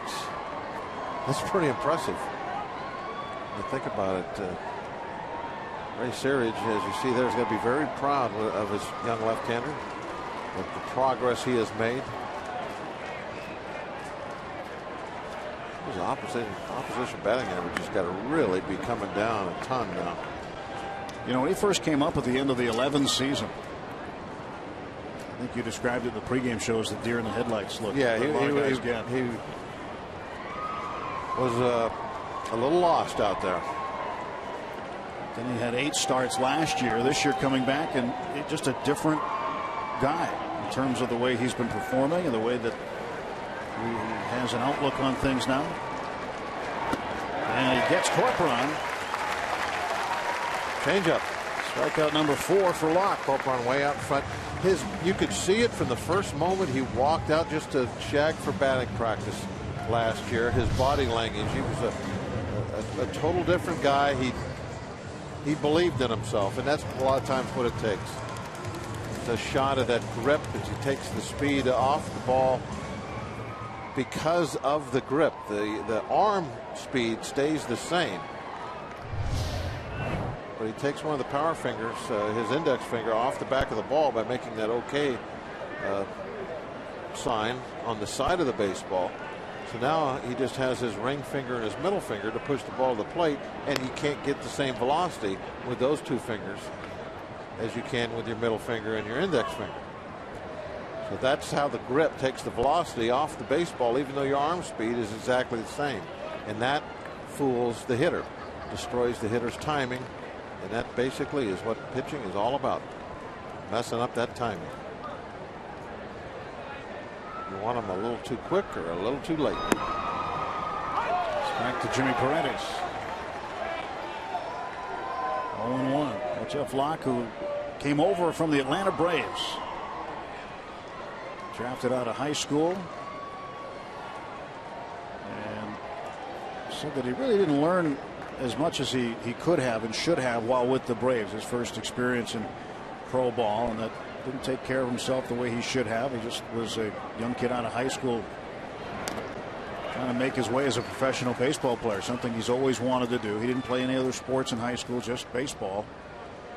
And when he got to the Pirates, he looked at it like it was a new beginning for him.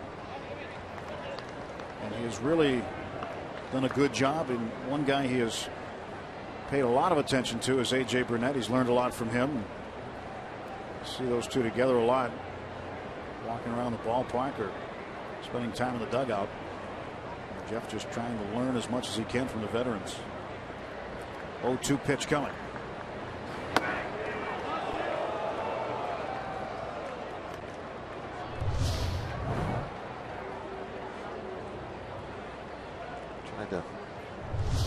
throw that ball right where he threw it. He's setting something up. You know, if you get an out on that pitch, that's fine. But even if they take it, it's done for a purpose. Throwing that ball inside with something on it, the fastball.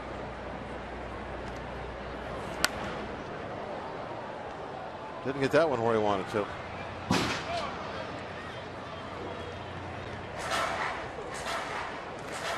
Saw McHenry just before that pitch jump inside.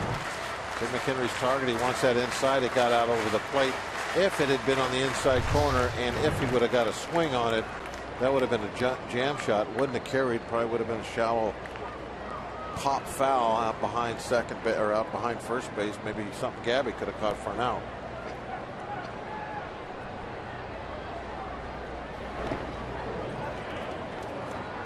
Two balls, two strikes now to the Astros right fielder.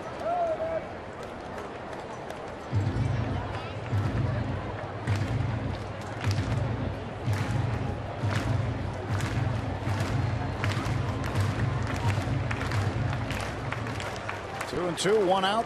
Carter the runner at first base, and the guy who's kept him there. All those balls in the dirt has been Michael McHenry.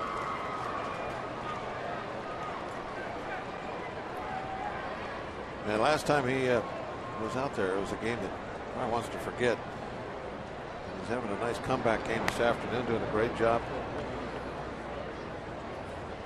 Throwing out a runner, and I don't recall a single ball hitting the backstop today.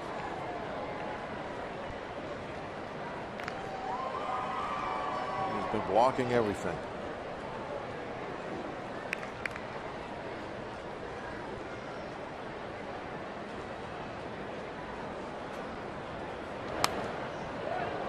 Fouls it back. Locke would love to deal him a ground ball. To Barmes or Alvarez or even Walker.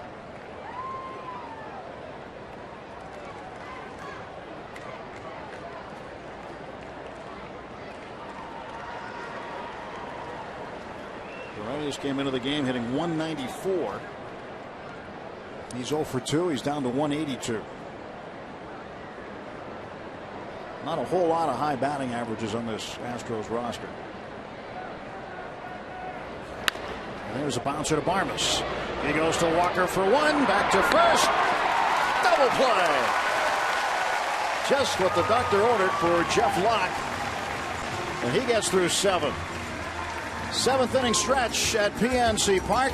Let's take you around the ballpark and enjoy some of the sights and sounds on this Kids Day Sunday afternoon. Pirates with a 1-0 lead. Ladies and gentlemen, we invite you now to stand and join the Pirates at Major League Baseball as we offer support to our troops here and abroad.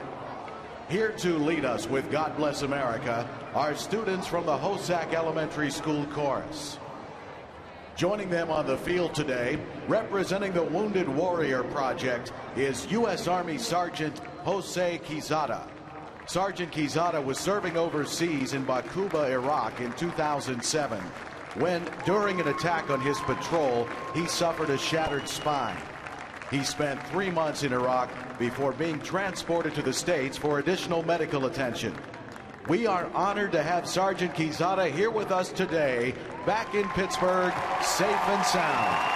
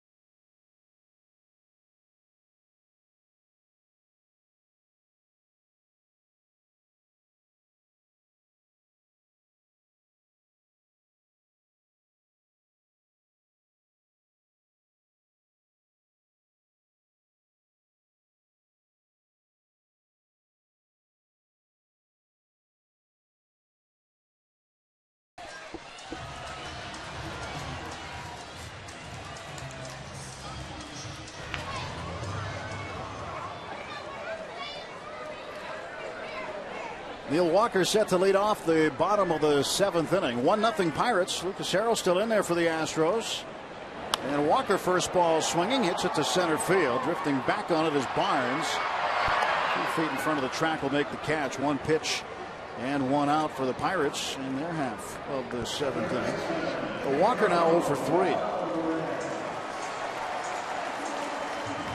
Harrell's got to face Pedro Alvarez again. Pedro 1 for 1 with a home run. He walked in the 2nd inning and then hit an opposite field home run.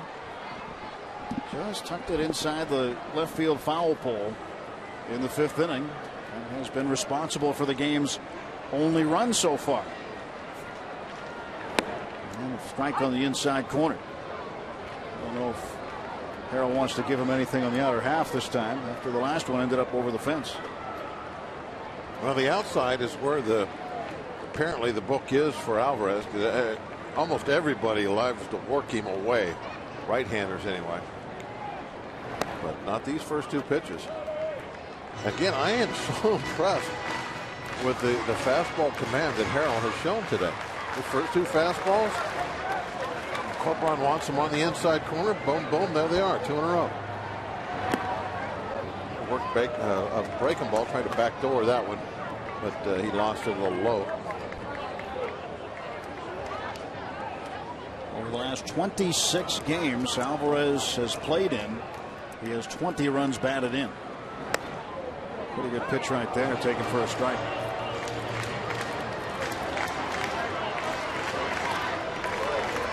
Pedro wanted to check, see if it was up in the strike zone, and it was. Mike Melanson on the hill in the bullpen getting ready to go for the 8th. 2-2 pitch to Pedro. The count is full, 3-2.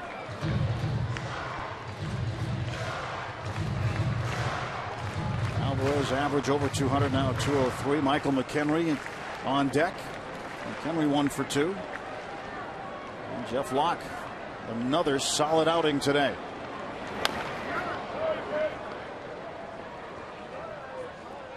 And Pedro using the strength to go to the opposite field in the 5th. And that ball just exactly where Harrell wanted it. And it was a home run. That's just good hitting. Payoff pitch. Alvarez to center field and deep. Back goes Barnes to the wall. He makes the catch right at the wall to retire Alvarez. Again, I think Harrell put that ball exactly where he wanted to throw that. If you look at the Corcoran's glove on the home run he hit down the line, and look at the glove on that pitch, you'll see the same thing twice. Glove does not move. 2 good pitches and a long out and a home run with the result.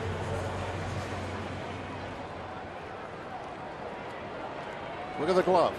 It was right there. He put that right where the glove was.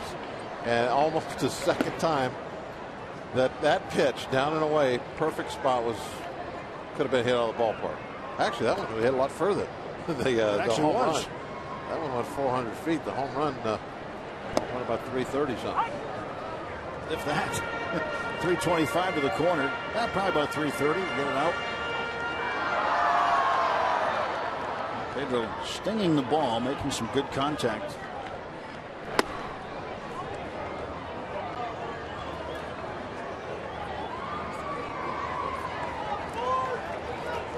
I think also it's important to note, even though you don't get a result, the hard hit balls that are outs are not the worst thing in the world, because it means that guys are swinging the bat well. And eventually they're going to start to fall if you keep swinging and making that solid contact.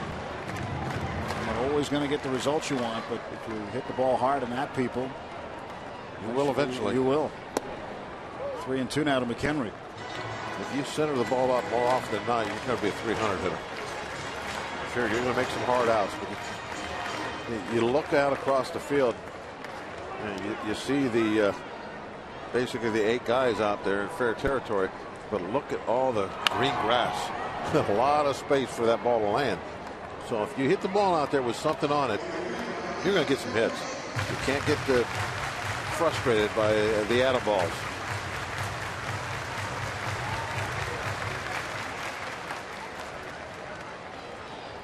Well, I love the way Manny and his crew, this pattern, I think it looks so good. Ball toward the middle. Gonzalez. Did he keep his foot on? Yes, says Clint Fagan, the first base umpire. Ford is out. Pirates going in order. We'll head to the 8th inning. Pirates 1, Astros nothing.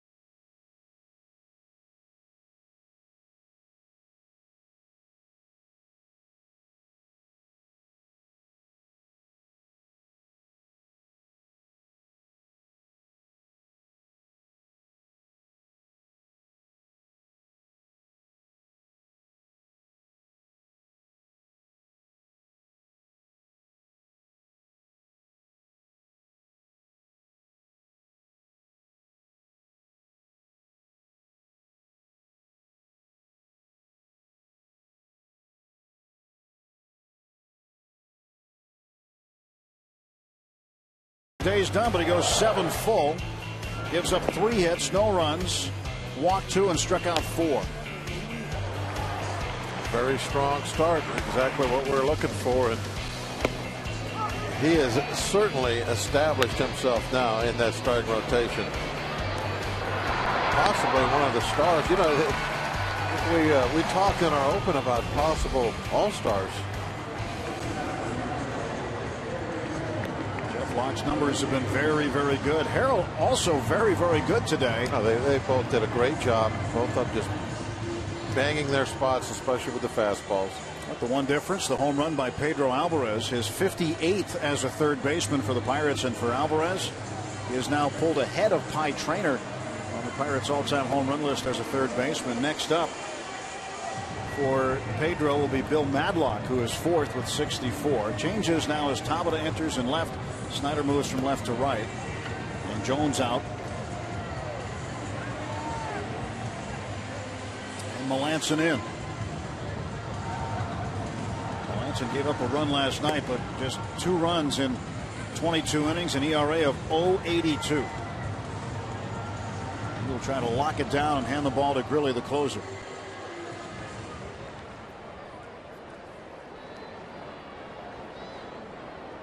One run on 4 hits for the Pirates.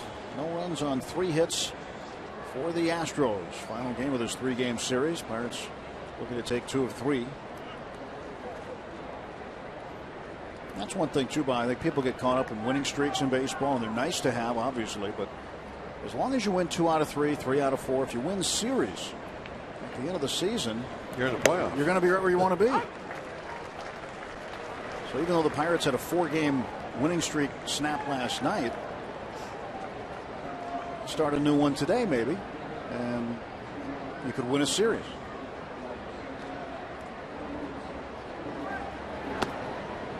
Pirates in series this year in 11 series are 7-2-2. And when you're essentially playing a game every night, you're going to lose some. Just the nature of the game of baseball. As you said, just play them a series at a time. In the air to right field, and Snyder under it. There is one out for Houston. Dominguez flies out. A look now at the road ahead for the Pirates, brought to you by Nissan. Pirates have a day off tomorrow, and the Cubs come to town to finish out this homestand. Bucks will hit the road for 3 in Milwaukee before starting a home-and-home series against the Tigers. 2 in Motown, 2 back here. Then 3 against the Reds before the Bucks will hit the road again in early June to go to Atlanta, and then their first trip to Wrigley Field in Chicago. Melanson gets the first out. Now he'll face the shortstop Marwin Gonzalez, who'll turn around and bat left-handed against the righty Melanson. Swing and a miss.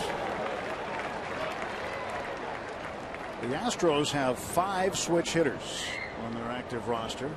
Gonzalez is one. Trevor Crow is on deck, a pinch hitter. He's another. Carlos Corpora on the catcher in the game. He's one. There's a swing. Strike 2. Former Pirate prospect Robbie Grossman and another switch hitter. With 5 total.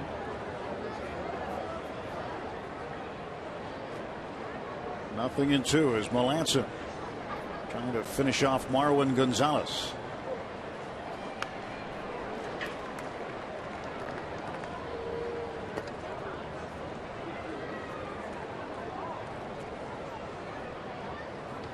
Look at the Central Division too, Bob. It's been tough to keep pace. Cardinals and Reds atop the division. Pirates right there in the mix. The top 3 teams have separated themselves from Chicago and Milwaukee. Cubs 9 back to start action today. Brewers 9.5 back to start today, but the Cardinals and Pirates 7-3 in their last 10. The Reds have been hot. They're 8-2 in their last 10.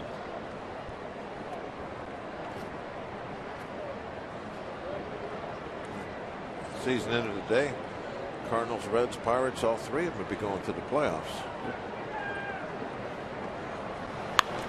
Every division winner and both wild card teams would come from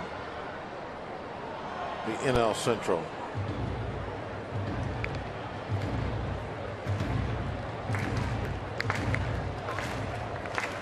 A lot of baseball left. 118 games left after today.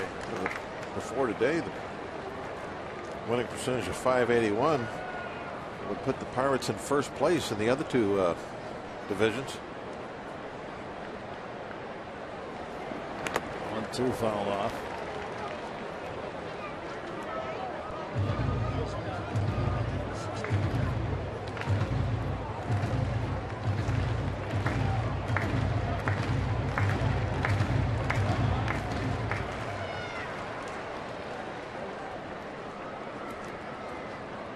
And Melanson ready for the 1-2.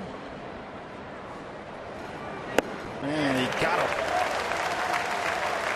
Gonzalez strikes out swinging. 2 men out. Friday, May 31st. Pirates hosting the Reds at 7:05. Make sure to join us as we honor the rich heritage of the Pittsburgh Pirates with a special ticket package. $40 per person includes a game ticket, replica Clemente jersey, and a meet and greet with Pirates legends Dave Cash, Grant Jackson, and Dave Parker at a catered tailgate before the game on Federal Street. To RSVP, call 412-325-4731. 412-325-4731.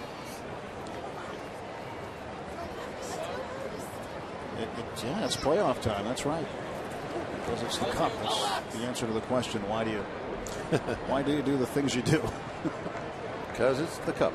Carlos Pena out there to hit. Pinch hitting here in the 8th inning. Veteran first baseman with a day off today, but out here in the 8th. Bo Porter hoping Pena can run into one. And Melanson trying to get him out. 2 outs, nobody on.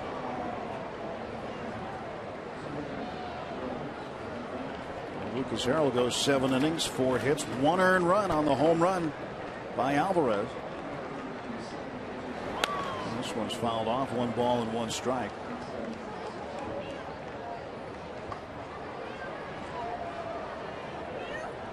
Here comes the blimp, Bob. Needs to get up, get up. I want it to hit anything. I think it's got good clearance, Clarence.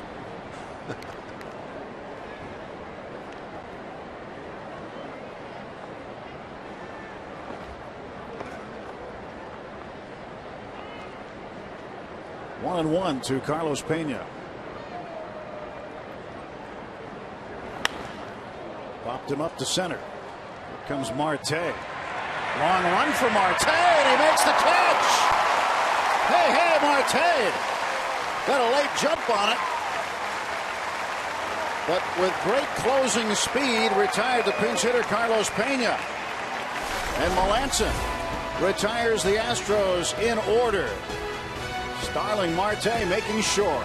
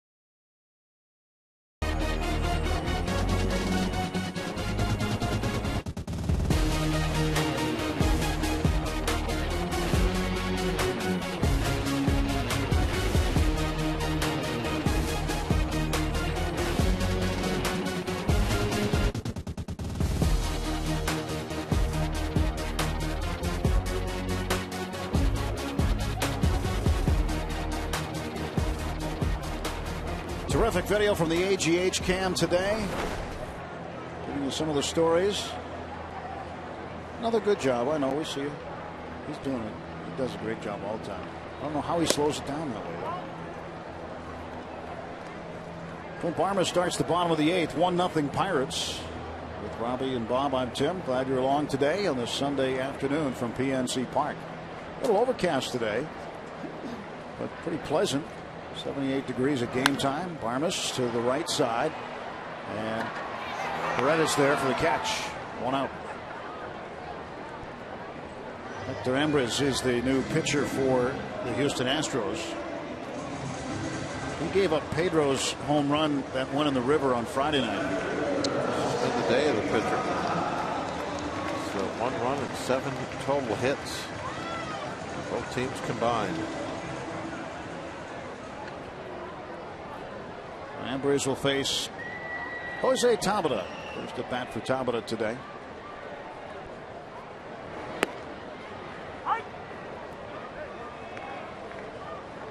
No balls and 1 strike to Jose. 284 his average, a pair of home runs. He has driven in 6.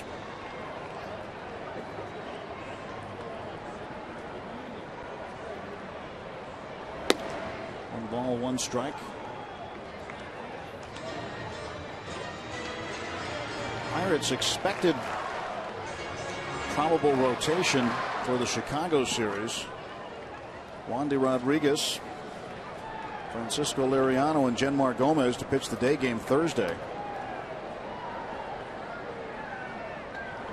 That's inside. Cubs will activate Matt Garza off the disabled list on Tuesday, and he will oppose Wandy. Then Jeff Samardzija will go Wednesday night against Liriano, and Edwin Jackson will face Genmar on Thursday afternoon. 2-1. Tabata takes a strike. HOU Sports Medicine injury update. Garza coming off the DL. He'll make his season debut and a strained left lat. And manager Dale Swaim said he would limit Garza to 85 to 90 pitches on Tuesday. 3-2. Allegheny Sports Medicine, official medical provider of the Pittsburgh Pirates.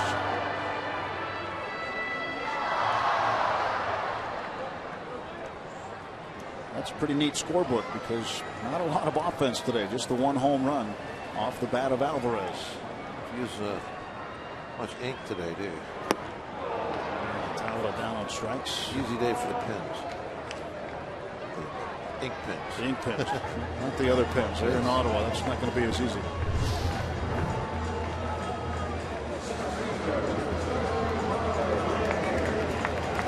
Been a lot of good pitches. Slider down and away. Tabata gets the bat through there just a little bit before the ball arrived.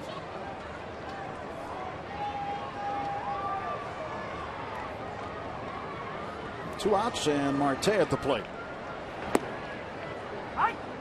Strike call. Marte 0 for 3.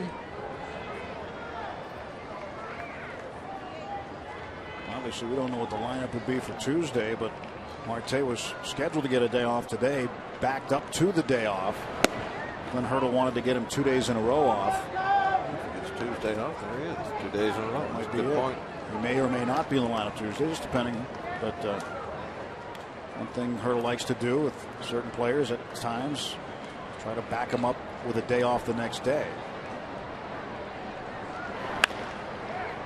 It's a foul ball. Kind of lets him recharge the batteries a little bit. Got to keep an eye on a younger player, perhaps like Marte. Again, this is what will be his first full season in the big leagues. He's coming off a winter league in the Dominican, plus an extended season last year, being in the big leagues through September.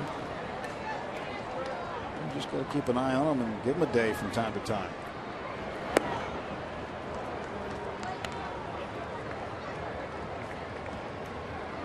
Two balls and 2 strikes. It's hard to leave it up to the player, too, because most of the players, they're never going to come and say, hey, I want a day off.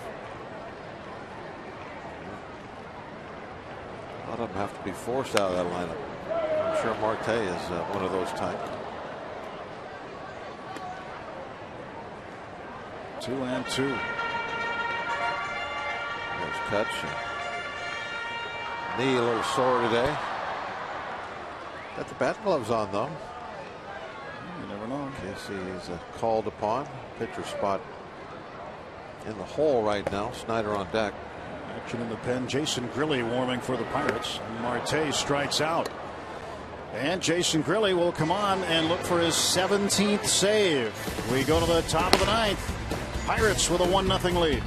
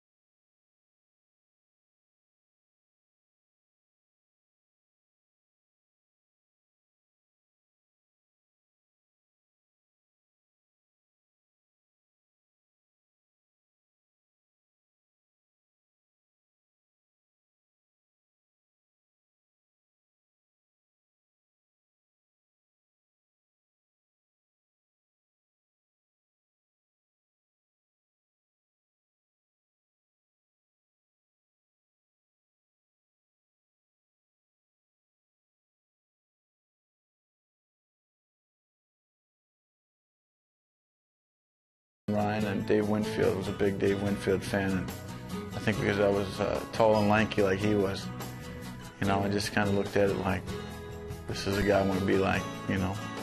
But I think that's the two guys that I really had posters on that wall of the most of. Jason Grilli trying to close this one out. We move to the top half of the ninth inning. 1-0 Pirates. Grilli, the National League leader in saves with 16, tied for the Major League lead with Mariano Rivera of the Yankees. So a save here today would give Grilli the Major League lead. Yankees rained out with Toronto, so Grilli can sit atop that list if he can get the Astros out before they get a run. Trevor Crowe will lead off, pinch hitter, facing Grilli.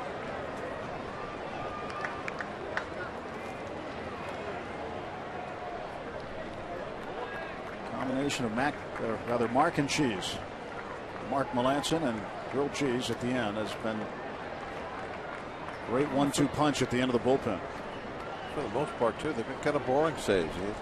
It's okay. He's been able to just kind of go out there and get the outs. Not a lot of excitement, not a lot of edge of your seat type stuff, which is the way we like it. Not much room for error, though, in this afternoon's game. A slim one-run lead. 0-1. Right on the corner.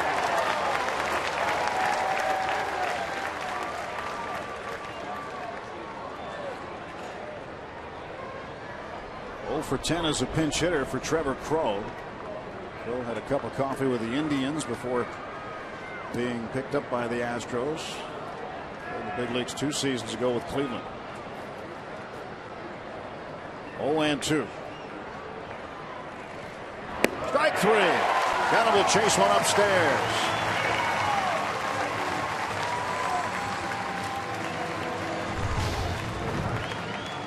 Get ahead, fire one up out of the zone and see what happens. You got a chase. It didn't have the normal velocity on it either, just 93. But the location was excellent. Over 77 2/3 innings covering this season and last. Grilli has now punched out 121 hitters. 121 and 77 2/3. Big number. Altuve takes the breaking ball for a strike. Jason has become the definition of late bloomer. 36 years old. First year as a full-time closer. Not only has he embraced the role, he's blossoming in it.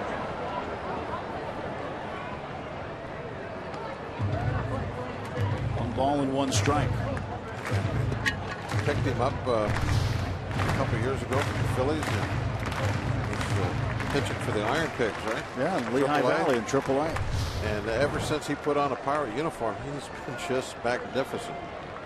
Worked his way up the totem pole and the bullpen all the way to the top dog.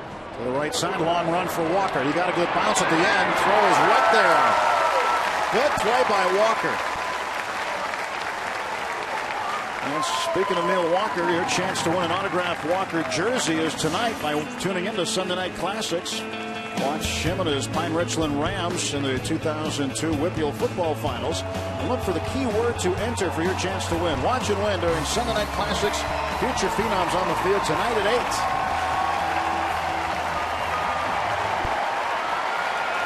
Astros down to their final out. Fans looking to raise it. J.D. Martinez, the last hope for Houston. Strike one.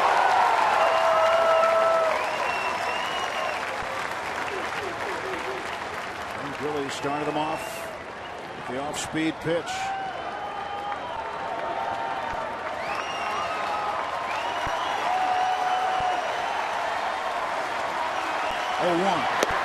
That's a fastball that missed.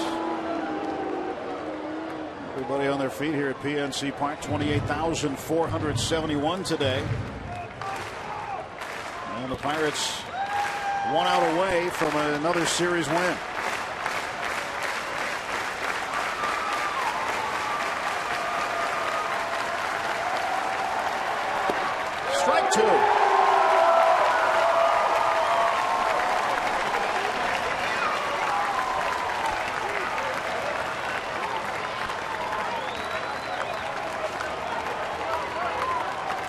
ball, 2 strikes to J.D. Martinez.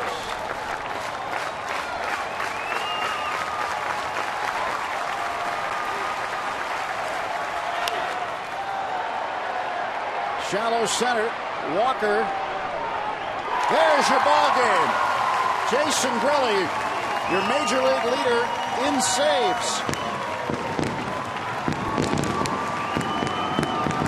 Oh, that's the way he does it. He goes out there and just makes it look easy in the ninth. Just so simple. Fill up the strike zone, throw quality pitches, and get 3 quick outs. And then wrestle with your catcher, whichever one it might be. Neither one of those guys you want to wrestle around too much with. 10 pitches for Jason Grilli, 8 of them strikes. 1 swing of the bat wins it today from Pedro Alvarez. It's so much fun watching this pitching staff. They really have done a great job. The starting rotation that we were concerned with at the beginning of the season, it looks like that's not going to be the problem that we thought it might be. They have pitched great, and the bullpen is just lights out since game 1. So Jeff Locke gets the win, his 4th. Pirates win their 26th game. 1-0 here today at PNC Park. Paul Alexander, Kent Tekulve stand